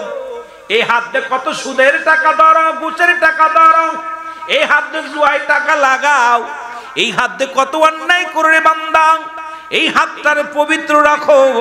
এই হাতের আঙ্গুল মারুক হবে কলম। বান্দা বলবে আমি কলম পাইলাম, কয়লা কয় আমি এখন কি পাবো কোথায়? কলমে তো কালি নাই। কি নাই? বলে বান্দারে কালি তোমার মুখের থুতু মুবারক। আরে যে থুতু মুবারক দিয়া নবীজি হযরত আবু বকর সিদ্দিক রাদিয়াল্লাহু তাআলা আনহুর পায়ের মধ্যে সাপে দংশন করেছিল, থুতু মুবারক দিয়া সাপের বিষ পানি করেছিল। নবীজির ঘাম মুবারক সাহাবীরা কত আদর করে নিয়েছিল। আরে নবীর শান কি করে বলবো রে বাবা। নবীর সাহাবীরা নবীজির জন্য কত পাগল ছিল। নবীজির পায়খানা মুবারক জমিন হা করে খেয়ে ফেলেছিল, নবীজির প্রস্রাব মুবারক উম্মে ঈমান পান করেছিল। আরে মুসলমান, দুনিয়ার মুসলমান শোনো, সেই নবীর সঙ্গে মেশাল আমি কেমনে করে দিব? পৃথিবীর মধ্যে নবীর সঙ্গে কোনো মেশাল চলে না, কারণ দুনিয়ার মধ্যে নবী আছেন, নবী কয় হায়াতি খায়রুল লাকুম, আমার হায়াতের জিন্দেগিটা আমার উম্মাতের জন্য কল্যাণ স্বরূপ। সেই উম্মাত হইয়া নবীর সঙ্গে মেশাল দেব কেমনে করে? কারণ নবীর সঙ্গে কোনো মেশাল চলে না। আমরা হইলাম গোনামার্কা মানুষ, নবীরা হলো মাসুমের মাসুম, নবীরা হলো গোনা থেকে মুক্ত, আমরা গুনাই যুক্ত। আর এই গুনাই যুক্ত মৌলবী যদি কয় নবী আমগার মতো মানুষ, আমরা মেনে নিতে পারি না। জোরে জোরে চিল্লায় বলেন ঠিক কিনা? এরে মুসলমান শোনো, এই মুখের মধ্যে কেমনে তুমি বিড়ি টান দাও গো? এই মুখের মধ্যে কেমনে তুমি গাঁজা খাও? এই মুখ দিয়ে কেমনে তুমি গালি দাও? এই মুখটা দিয়া কেমনে তুমি ইয়াবা খাও? এই মুখ দিয়ে তুমি কেমনে ফাইসা কথা বলো? মুখের থুতু মুবারক হবে তোমার কালি। যদি কালি নষ্ট হয়ে যায় কলম চলে না, কলম বাতিল হয়ে যায়। এই জন্য কালিটার সুন্দর রাখার জন্য মুখটারে পবিত্র রাখার দরকার আছে কি না? এই রাসূল বলছে দুইটা জিনিস যে ব্যক্তি আমার কাছে জামিনদার হইল, ওয়াদাবদ্ধ করলে আমি নবী তার হাত ধরে জান্নাতে নিব। তার মধ্যে এক নম্বরে হলো দুগালের মধ্যে বস্তু যেটা জিহ্বা, এটারে কন্ট্রোল রাখার জন্য নবী আদেশ দিয়েছেন। আর দু পায়ের মধ্যে বস্তু যেটা লজ্জা স্থান রে মুসলমান, এই দুইটা যে ব্যক্তি হেফাজত করতে পারবে, রাসূলুল্লাহ তার হাত ধরে জান্নাতে নিয়ে যাবে। এই দুইটা আমাদের একটা যদি হেফাজত হয় আর একটা নাই। এখন মিথ্যার কারখানা হয়েছে আমার মুখটা, আমার আপনার মুখখানা। আজ থেকে প্রতিজ্ঞা করবো রব্বে কারীম, রব্বে কারীম, কারণ এই মুখটা আমার রব্বে কারীম নিজ কুদরতি হাতে বানাইছে। আল্লাহ কয় বান্দারে ফেরেশতা বানাইলাম আমি যেমনি তোরে এমনি বানাই নাই। এই জমিন আমি যেমনি বানাইলাম এমনি তোরে বানাই নাই, কুল কায়নাত আমি যেমনি বানাইলাম এমনি তোরে বানাই নাই, আমি বান্দারে তোরে বানাইছি আমার কুদরতি হাত মুবারক দিয়া। সেই মুখের মধ্যে কেমনে লাগাও বিড়ি, কেমনে লাগাও সিগারেট, কেমনে খাও ইয়াবা, কেমনে খাও মদ। আজ থেকে প্রতিজ্ঞা করবা এই মুখের মধ্যে হারাম জিনিস ভক্ষণ করবা না। সবাই রাজি আছেননি? আসেননি? আওয়াজ হালকা হয়েছে পাইবেন। আমি কিছুদিন আগে একটা গজল গাইছিলাম, ও বুড়ার চুল পেকেছে পাকছে দাড়ি গাল করেছে ব্যাক, তোরা দেখ তোরা দেখ রে তবু বুড়া টানে সিগারেট, যখন ঠিক কিনা। ও বুড়ার পাও গেছে কবরে, বুড়া হাতে নিছে লাঠি, বুড়ার মুখে চলে বাইরে জুনের গুদের বাতি। বুড়ার চুল পেকেছে, ও বুড়ার চুল পেকেছে পাকছে দাড়ি গাল করেছে ব্যাক, তোরা দেখ রে তবু বুড়া টানে সিগারেট। আই রে দাম বাড়ছে তারপরও টানা বন্ধ হইনি।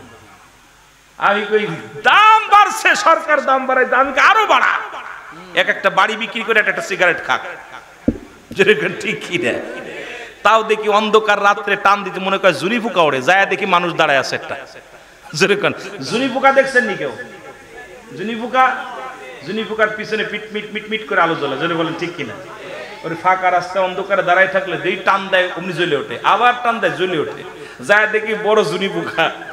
কথা কইতে নিরে। হ্যাঁ, আরেকটা গজল গাইছিলাম, কত গাইলাম তো জীবনে, কথা বুঝিনি। খারে জম্মের খাওয়া যত খাবি খা, কবরেতে আগুন পাবি বিড়ি পাবি না, জোরে বলেন ঠিক কিনা। ফেরেশতারা খায় না ঘুষ, থাকিবে না তোর যে হুশ, মুগুর মারিবে ধরে গর্জন মারিবে ধরে, রক্ষা পাবি না কবরেতে আগুন পাবি বিড়ি পাবি না, জোরে কোন ঠিক কষ্ট হয়নি? আমার কয় হুজুর আপনি তো খান না, বোঝেন না, এটা আপেলের সমান।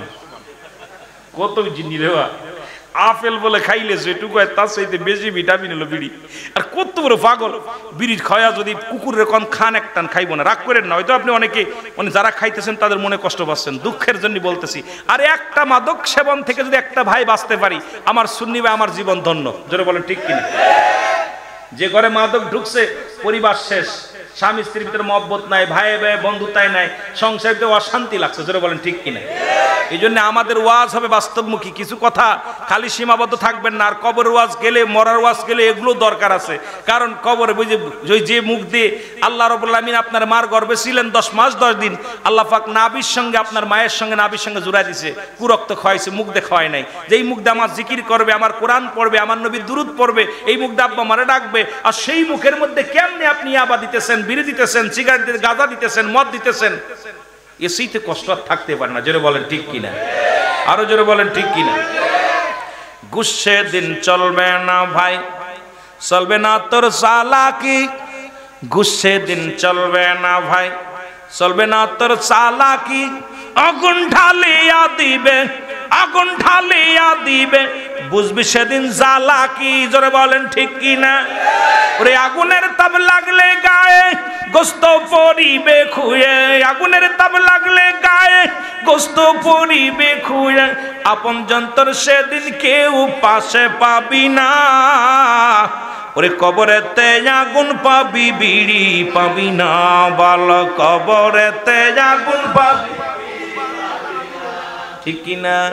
খারে জম্মের খাওয়া যত খাবি খাও, তুই খারে জম্মের খাওয়া যত খাবি খা, কবরেতে আগুন পাবি বিড়ি পাবি না, বল কবরেতে।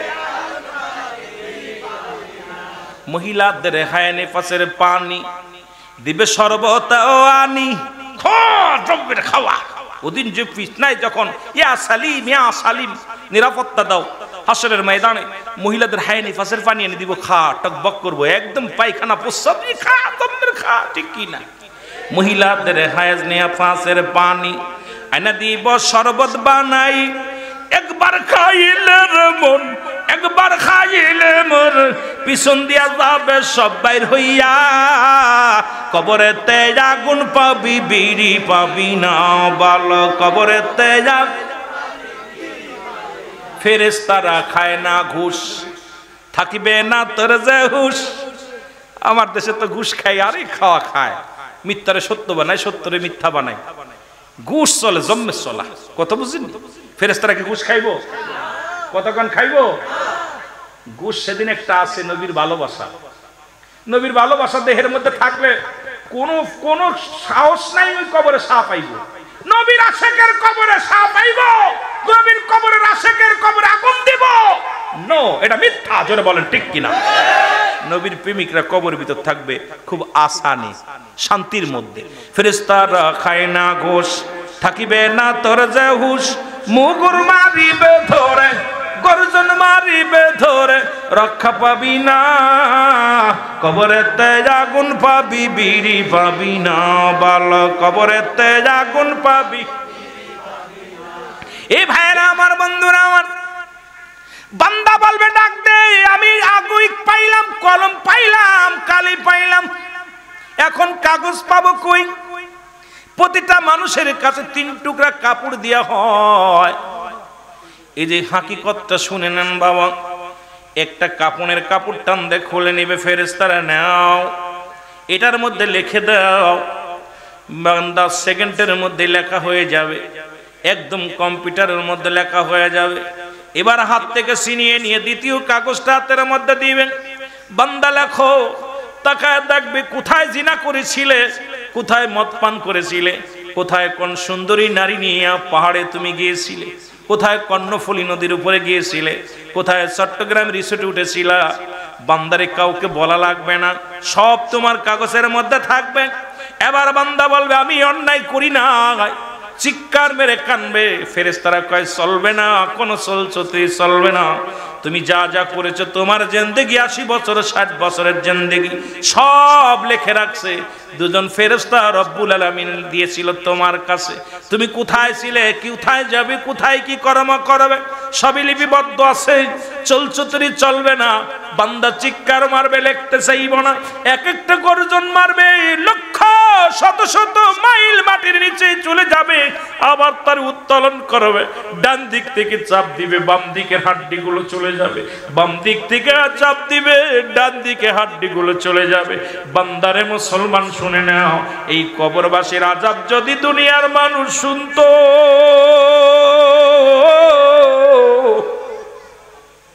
এই দুনিয়ার মানুষগুলো হাটপেল করে মারা যেত। কবরে আযাব হয় যদি বিশ্বাস না হয় বাবা, আগামীকাল আপনার বাবা মায়ের কবরের পাশে যায় একটা ছাগল বা একটা গরু বাঁধবেন, বাঁধিয়া আপনি দূরে দাঁড়ায় থাকবেন, ভালো খাবার দিবেন, দেখবেন যদি বাবা মার কবরে আযাব হয়, ওই গরুটা টালুমালু তাকাবে, খানা খাবে, চোখ দিয়ে দরদর করে পানি ছেড়ে দিবে, শুধু দড়ি ছিঁড়াছিঁড়ি করবে, রশি ছিঁড়াছিঁড়ি করবে। কারণ পৃথিবীর মধ্যে কবরে আযাব দানব বুঝতে পারে, মানব বুঝতে পারে না। পৃথিবীর সব প্রাণী বুঝতে পারে, রব্বে কারীম এই মানুষকে বুঝতে দেয় নাই, এই মানুষগুলোরে বুঝতে দেয় নাই রে বাবা। আমি এই জন্য আপনাদেরকে বলি, অনেকে কয় কবরে আযাব হয় না, আযাব হয় রে মুসলমান, শোনো।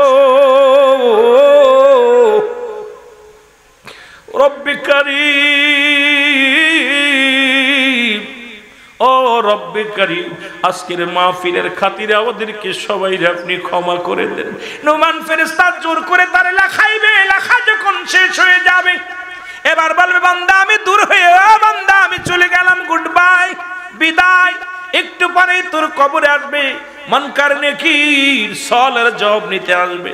মুসলমান এসে দেখবে, ও মুসলমান শুনে নাও, যখন নোমান ফেরেশতা বিদায় হবে কবর থেকে, সঙ্গে সঙ্গে আসবে মুনকার নেকির, আসি আপনার কবরে হাজির হয়ে যাবে। এসে যখন আপনার কাগজগুলো দেখবে রে বান্দা, ওরে জান্নাতি যারা আমল নামাটা ভালো হবে উপরে থাকবে, বদ আমলটা বেশি হলে থাকবে সেটা উপরে, নেক আমলটা থাকলে থাকবে উপরে।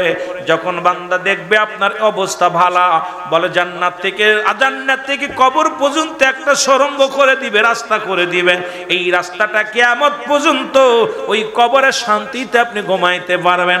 আর যখন দেখবে আপনার আমলনামা ভালো নয়, ওই কিয়ামত পর্যন্ত আপনার জাহান্নামের থেকে আপনার কবর পর্যন্ত একটা রাস্তা থাকবে।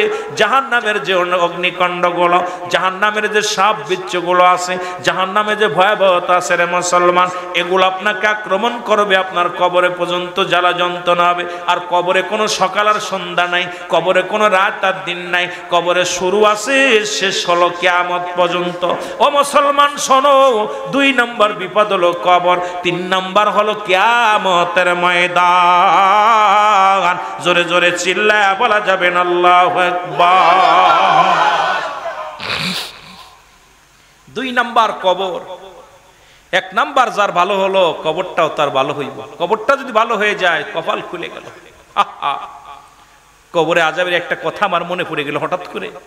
নবীর এক সাহাবী হযরত আলী রাদিয়াল্লাহু তাআলা, হযরত আলী রাদিয়াল্লাহু তাআলা উনি রাস্তা দিয়ে যাইতেছে, শেরে খোদা হযরত আলী একেতে নবীর জামাই, এরপরে তো নবীর প্রিয় সাহাবী 10 জন সাহাবী জান্নাতি ঘোষণা করেছে, উনি তার মধ্যে একজন 4 নাম্বার। এরপর হাসান হুসাইনের আব্বা, ফাতেমার স্বামী, রাসূলের জামাই। বলেন দি, স্বরাষ্ট্রমন্ত্রী, পররাষ্ট্রমন্ত্রী, এমপি মন্ত্রী সব যদি পকেটে থাকে, তার কি কোনো ভয় আছে? একটু কেমন জনে হাঁটতেছে, খুব চলে যাচ্ছে। একটা বালকের গায়ে ধাক্কা লাগছে, ধাক্কা লাগিয়া বালক তার মার অদাপুরন, মা বলছে বাবা একটু তেল নিয়ে আসো। উনি তেল আনতে গেছে, জয়তুনের তেল নিয়ে যাইতেছে, হঠাৎ করে তেলটা পড়ে গেছে। পড়ে গেলি বালক বলতেছে, আলী তুমি আমার তেলটা ফেলে দিলা? কয় বালক, যা পড়ছে পড়ছে, তুমি যাও। তুমি আমার চেনো? কয় আপনার আমার চেনার সময় নাই, আমার মা আমার কাছে দিছে তেল আনতে, আমার আম্মা জান, আমার মায়ের কাছে তেলটা নিয়ে যাব, আমার তেল দেন। বলে তেল দিব মানে যাও, তুমি আমার চেনো? কালি আমি আল্লাহর আদালতে মামলা দিব। সুবহানাল্লাহ, আল্লাহু আকবার বলেন না। আমার রব্বে কারীম বিচার করব, আমি ছোট মানুষ, আপনি আমার ধমক দিতেছেন, আমার তেলটা দেন। তা চিন্তা করছে আল্লাহর আদালতে মামলা দিব, কাম সারছে, মামলা খেয়ে যাবো। আলী রাদিয়াল্লাহু তাআলা মাটিগুলো একত্রিত কইরে জোরে একটা ঠাসা মারছে, আর মাটি সব তেল ছেড়ে দিছে। সুবহানাল্লাহ কইতেন। ছেড়ে দেওয়ার পর তেলগুলো নিয়ে ছেলেটা নাচতে নাচতে, আলী তোমাকে ধন্যবাদ, আমার মা খুশি হইব। আরে আমার মা খুশি হইব? আলী রাদিয়াল্লাহু তাআলা দেখে কি মায়ের পাগল, মা খুশি হইব, চলে যাচ্ছে তেলটা নিয়ে। আলী রাদিয়াল্লাহু তাআলা চলে যাচ্ছে, পিছন থেকে আলী খুব দম্ভিকের সঙ্গে ডাকটা, পিছনে তাকায় দেখে কেউ নাই। আলী পিছনে তাকায় দেখে কেউ নাই। তৃতীয়বার ডাক দিছে, কে তুমি? পিছনে কা পুরুষের মতো ডাকতেছো, সামনে আসো। শেরে খুদা হযরত আলী যে পদে যেত, মাস্টার ইবলিস পর্যন্ত ভয় পেত। কথা বুঝেননি? খুব রাগান্বিত সাহাবীদের মধ্যে এত আদ নবীর প্রেমিক ছিল একত্রিত, যার আশেকের কথা বলতে গেলে শেষ হইব না বাবা। আহা, নবী সাহাবীরা প্রত্যেকটা আকাশের নক্ষত্র, যেটা বলেন ঠিক কিনা? আহা, তাদের সাথে তুলনা হয় না। তারা সবাই ছিল এমন নবীর প্রেমিক ছিল, সব বাড়ি ঘর, ছেলে মেয়ে, পরিবার পরিজন সব ছেড়ে নবীর কদম মোবারক ছাড়া কিচ্ছু বুঝতো না, যেটা বলেন ঠিক কিনা? আমার বাবারা, আলী রাদিয়াল্লাহু তাআলা বলতেছে, কে তুমি? বলছে, আমি জমিন, আমি মাটি। আলী আমার হাড্ডি যেমনি ভাঙলা, মনে রেখো আমার ভিতরে তুমি একদিন আসবে, আমার ভিতরে তুমি আসবে, তখন আমি দেখে নিব। আমি এখন অসহায়, তোমার সাথে পারি না, তুমি আমাকে আঘাত দিছো। হযরত আলী কানতে কানতে বাড়ি গেছে, পুরো 1টা বছর কানছে। একদিন ঈদুল ফিতরের নামাজ শেষ করার পর রাহমাতুল লিল আলামিন সালাম ফিরায় বলতেছে, আজকে 3 শ্রেণী মানুষের দোয়া কবুল হবে না। তার মধ্যে 1 নাম্বার পিতামাতার নাফরমানি সন্তান, 2 নাম্বার এতিমের মাল ভক্ষণকারী, 3 নাম্বার হলো হিংসুটে মানুষের, হিংসা মানুষ, রিয়া মানুষ। আলোচনাটা রাসূল করতেছেন সাহাবীদেরকে নিয়ে। এই সময় হযরত আলী কানতে কানতে বাড়ির দিক দৌড়াইছে। নবীজি সাহাবীদের বলে, আমার আলী কই? বলে, হুজুর উনি তো কানতে কানতে বাড়ি গেছে। বাড়ি যায় নবীজি দৌড়াই গেছে, যায় দেখ হাসান হুসাইন, কত কয় নানা যান, কে তোমার বাবা কই? কয় বাবা তো কানতেছে ঘরে। ডাক, আলী তুমি কাঁদছো কেন? ইয়া রাসূলুল্লাহ, ইয়া হাবিবাল্লাহ, আমি বড় ভয়ে কাঁদতেছি, যে কোনো মুহূর্তে আমার মরণ আসতে পারে, আমি মারা যেতে পারি। আমাকে মাটি ওদিন বলেছিল আওয়াজ দিয়ে, আমি কবরের ভিতরে গেলে আমাকে ছাড়বে না, আমাকে দেখবে। ওই কবর মাটির ভয়ে আমি কাঁদতেছি যে আমার সঙ্গে কি ব্যবহারটা করবে না, কি ব্যবহারটা করবে না। আমার নবীজি চোখের পানি ছেড়ে আল্লাহর দরবারে কাঁদতেছে, আলীও কাঁদতেছে। আলীর কান্না দেখে জমিন থেকে আওয়াজ আসছে, ইয়া রাসূলুল্লাহ, ইয়া হাবিবাল্লাহ, উনাকে বলে দেন ওনার কান্না চোখের পানি জমিনের মধ্যে পড়ছে, আমরা মাটি উনাকে ক্ষমা করে দিছি। এ আমার ভাইরা, দুনিয়ার মধ্যে এই মাটি যে আপনাকে আমাকে ধরবে, ছাড়বে না। আবার এই মাটি ইমানদারের সঙ্গে ভালো ব্যবহার করবে, বেঈমানের সঙ্গে খুব খারাপ ব্যবহার করবে। মুসলমান গভীর মনোযোগ। 3 নাম্বার হলো কিয়ামতের ময়দান।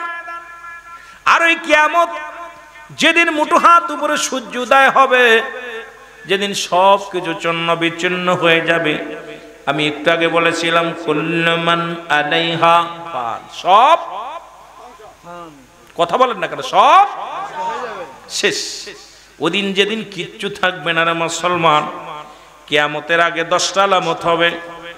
মোট কয়টা? 70টা আলামত হবে। এর ভিতরে বড় বড় 10টা আলামত হবে। এইবার আপনি গুরুত্বপূর্ণ কথাগুলো শুনে নিন, যেটা একান্ত প্রয়োজন আপনাদের জানার জন্য। এ মুসলমান গভীর মনোযোগ। সবচাইতে বড় 10টা আলামত হবে। তার মধ্যে 1 নাম্বার হলো ইমাম মেহেদী আলাইহিস সালামের আগমন, ঈসা আলাইহিস সালামের আগমন, খানে দাজ্জালের আগমন। আমার বাবারা আমার, 2-3টা ভূমিকম্প হবে। মুসলমান গভীর মনোযোগ। ইয়াজিদ মজুদের আগমন। এ মুসলমান শুনে নাও, ইমাম মেহেদী আলাইহিস সালাম আগমন করবেন। সবচেয়ে অনেক বড় বড় গুলো হয়ে গেছে, এর মধ্যে পিরাইটা হয়ে গেছে আমাদের মধ্যে। ইমাম মেহেদী আর অনেক পীর সাহেবরা কোন ইমাম মেহেদী বলে দাবি করেন। ইমাম মেহেদী আলাইহিস সালাম মুসলমান, তার নাম থাকবে মুহাম্মদ, বাবার নাম থাকবে, মুসলমান শুনে নাও, আমার বাবার নাম থাকবে, রাসূলের বাবার নাম আব্দুল্লাহ, মার নাম থাকবে আমেনা, বংশ থাকবে মুসলমান ফাতেমার বংশধর। মক্কা মদিনার জমিনে এত পরিমাণ পাপ হবে। একটু ইমাম কিয়ামতের আলামত শোনার আগে একটু আমাদের ইমাম মেহেদী সম্পর্কে আলোচনাটা বোঝার দরকার। মুসলমান প্রায় 11 জন ইমাম মেহেদী বাংলাদেশের মধ্যেই দাবি করেছে। যদি কোনো ব্যক্তি ইমাম মেহেদী বলে দাবি করে বাংলাদেশে, তার জুতাতে পিটাইবেন নাকি হবে আপনার। কারণ বাংলার জমিনে ইমাম মেহেদী আইতো না, বাংলার জমিনে কোনো ইমাম মেহেদী আইব না।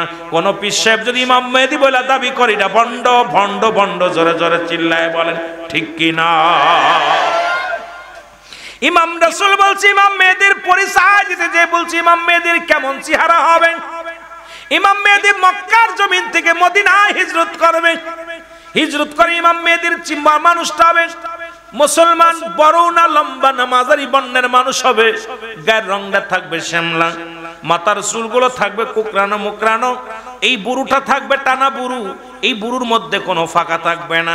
কানের মধ্যে লম্বা লম্বা পশম থাকবে, সিনাটা থাকবে সিংহ পুরুষের মতো। ইমাম মেহেদী আলাইহিস সালাম সিংহ পুরুষের মতো সিনা থাকবে।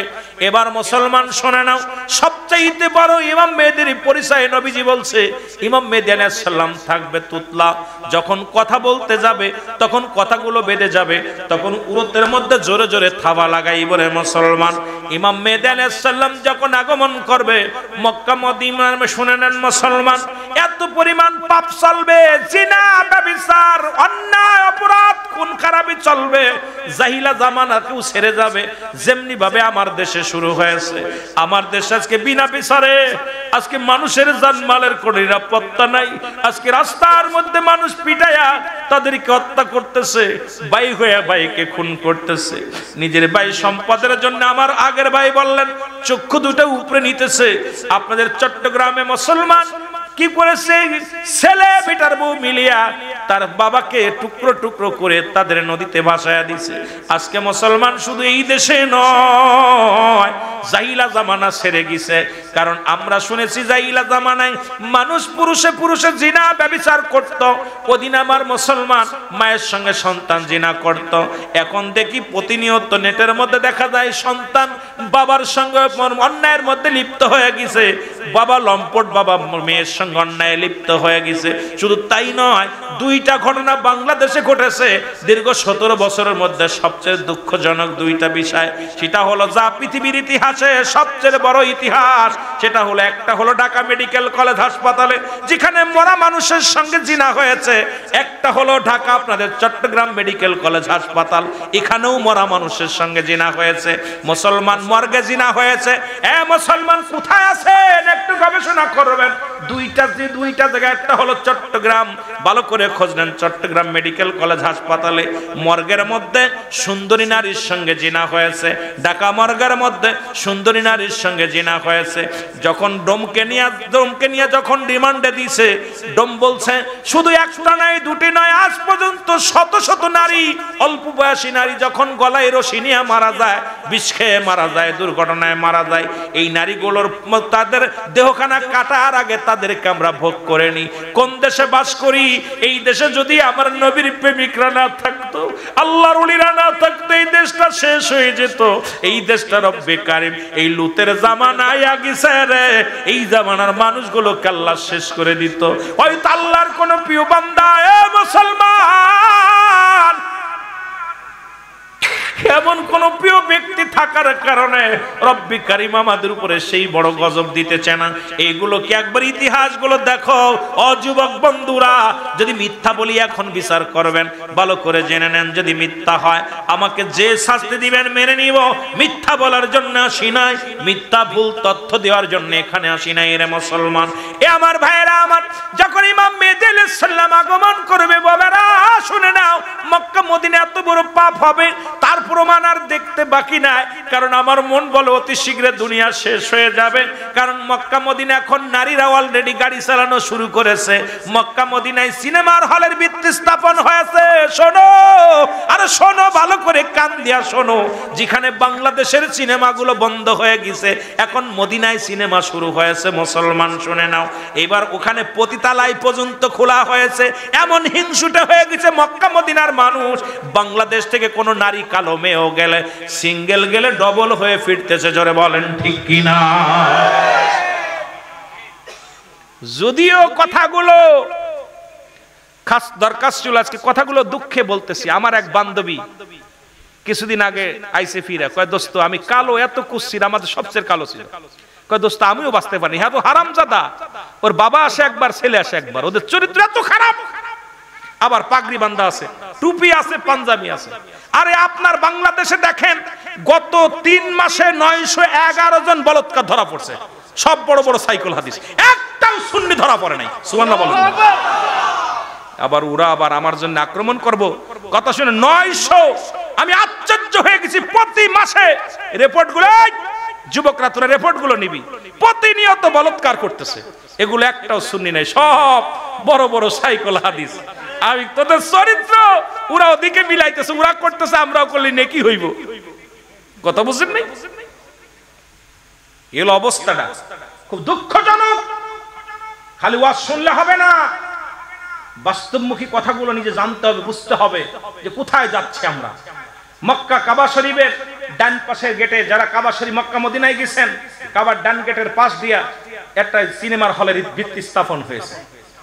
মুসলিম পতিতালয় খুলেছে।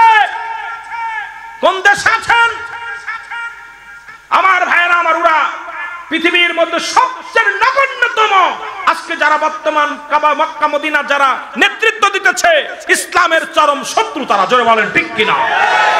তারা বিনদেশীদের দালাল। তারা আমার রসুলের উপরে রসুলের লিবাস লাগাইছে। তারা আমার রসুলের, এমনকি আমার যখন মক্কা মদিনায় যখন হজের মৌসুম আসে, ওরা উপরটা যখন দেয় আপনার কাবার লাগায়, ভিতরে রসুলের রওজা পর্যন্ত ঠিক মতো ওরা পরিষ্কার করে না। এত বড় বদ। কারণ আমাদেরকে দাঁড়াইতে দেয় না। আমরা যাই রাসূলুল্লাহ দাঁড়াই কাছে যে দাঁড়াইলে ওরা তাড়াতাড়ি দূর করে দেয়, সরায় দেয়। কারণ আমরা যারা নবীর এসকে দেওয়া না, এরা তো পাগলরা, নবীর দেখার রওজা দেখে সহ্য করতে পারে না। কেমনে চুমা দিব, কেমনে দেখবেই পাগল। আর ওরা তো, আমি তো দাম বিক্রি কি তাদের ভিতরে, কারণ রসুল তাদের মিয়া ভাই, এইরকম একটা ভাবনা। জোরে বলেন ঠিক কিনা? এই হলো অবস্থাটা। আমার ভাইরা আমার বন্ধুরা আমার, ইমাম মেহেদী আলাইহিস সালাম মক্কা থেকে মদিনা থেকে হিজরত করবেন, তখন মুসলমান শুনে নাও বয়স থাকবে 40। কত বছর? 40 বছরে উনি প্রকাশ পাবে যখন মক্কা থেকে মদিনার দিকে হিজরত করবে। একটা কথা মাঝে আমার বাদ রয়েছে, কথাটা আমার বলতেই হবে। রাসূল বলছে, আমি দেখতেছি অচিরেই পূর্ব দেশ থেকে একদল আশেক বাইর হবে, তাদের জবানে থাকবে নারায়ে রিসালাত, ইয়া রাসূলুল্লাহ, নারায়ে তাকবীর, আল্লাহু আকবার। এই ধ্বনি দিতে দিতে আমি নবীর রওজা পর্যন্ত তার আগমন করবে।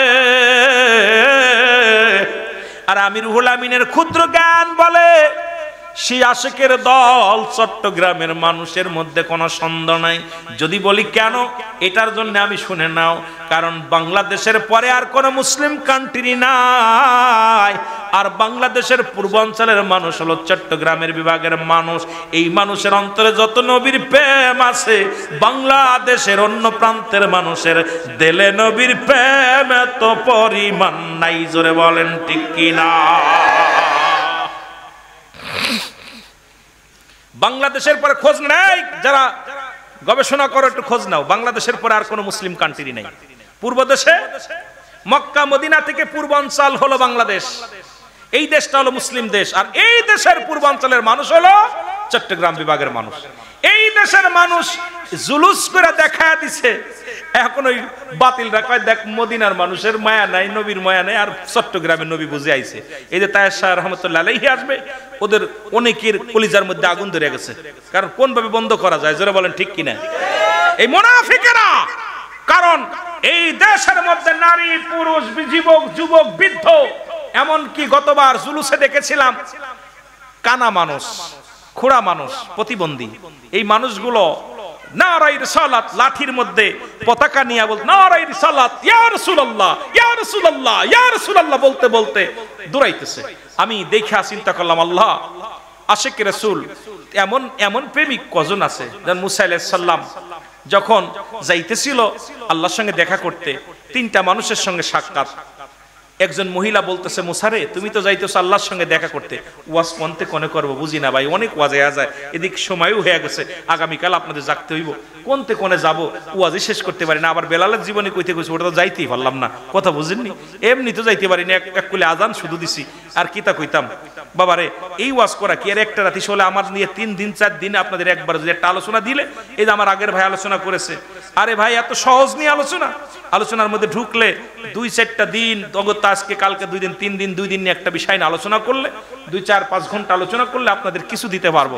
কাতা সারা এই দূরে এসে আনতে এক টুকরা দিয়া আপনাদের উপরান বলবো না। আর আমরাও কইতেছি, আমরা তো সময়ের দিক তাকাই খালি যে কখন সময় চলছে, কারণ যোগে জায়গায় যায় যতক্ষণ, যোগে জায়গায় যায় যতক্ষণ। আর আপনারা চিন্তা করছে হুজুর সারে না কে, হুজুর সারে না, অনেকে আছে, অনেকজন বলতেছে হুজুর আগামীকাল আবার জাগতে হইব, বিপদ। সব মিলে মোটামুটি আলোচনার মাঠটা এখন সেভাবে নাই, আর ওয়াজের তাসিরে নাই। এখন ওয়াজ আমরা যারা করি নিজেরা আমল করি না, শ্রোতারা আমল করতেছে না, আর আমরা শ্রোতা খোঁজে সুর, বক্তা খোঁজে টাকা, আর এখন যত ভাইরাল বক্তা আমরা যত খোঁজাখুঁজি করি, ভাইরাল রুহুল আমিন সিদ্দিকী ভাইরালে চোরা আনতে হইব। কিন্তু এই রুহুল আমিন নামাজ পড়ছে কি না, রুহুল আমিনের বাড়ি পর্দা আছে কি না, আমি কই বক্তারে দাওয়াত দিতে হলে সর্বপ্রথম তার বাড়ি যাবেন, বাড়ি যেয়ে দেখবেন ওই বক্তার বাড়ি টেলিভিশন আছে নি, ওই বক্তার বাড়ি নারী পুরুষ একত্রে চলাফেরা, বিবির বেপর্দা আছে কিনা, ওই বাড়ি এলাকায় যে খোঁজ নেবেন, খোঁজ খবর নিয়ে বক্তা দাওয়াত দিবেন।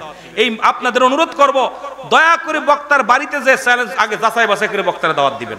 এই যেই বক্তা দিয়া যখন দেখবেন একজন আমলধারী বক্তা আইব, তখন তার কথায় তাসির হইব, মানুষ হিদায়াতের মধ্যে আইব।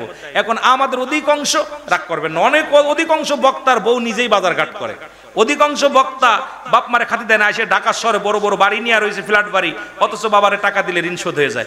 আবার বাপ মার ওয়াজ করে কান দিয়ে একদম জড়াই যেতেছি, আরে কান্না কানতেছি, হক আদায় হয়ে গেছে। কিন্তু পিতামাতার হক হলো 7টা, আপনার কয়টা?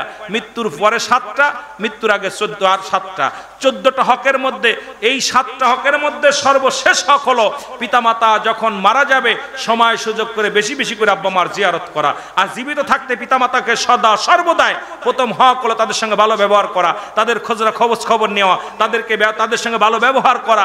এই যে পিতামাতার ওয়াজ আমার আগের বক্তা দিছে, যেটা আমার বাবা 14টা হকের উপরে যদি আলোচনা করতাম, তাহলে মানুষের চোখে পানি এবং মানুষ হিদায়াতের মধ্যে আসতে পারতো। যে 14টা হক কি, যে মৃত্যুর পরে 14টা, মৃত্যুর আগে 14টা, 7টা, আর পরে 7টা। এই 14টা হকের পর ওয়াজ করলে একজন মানুষের জীবন চলার জন্য যথেষ্ট হয়ে যাবে। সুবহানাল্লাহ বলেন। কিন্তু আমরা তো পিতামাতার ওয়াজ করি, খালি কাঁদতেছি। ওরে আমি যদি যাই গো মারা বিদেশের মাটিতে, লাশটায় আমার পৌঁছাই দিও মায়েরই কোলেতে, ওরে লাশটায় আমার, ওরে আমি যদি যাই গো মারা, আমি যদি বিদেশ লাশের মাটিতে, লাশটায় আমার পৌঁছাই দিও মায়েরি কোলেতে, ওরে লাশটায় আমার জন্মের পরে যে কোলেতে রাখছে আমার মা, সেই কোলেতে মাথা রেখে বিদায় নিতে চাই, আমি বিদায় নিতে চাই। মায়ে দেখলে আমার মুখটা একবার, মায়ে মুখ দেখলে একবার, মুখটা একবার শান্তি পাবো কবরে, লাশটায় আমার পৌঁছাই দিও মায়েরি কোলেতে, বলো লাশটায় আমার। এ জগতে মায়ের মতো নাই কেউ আপন,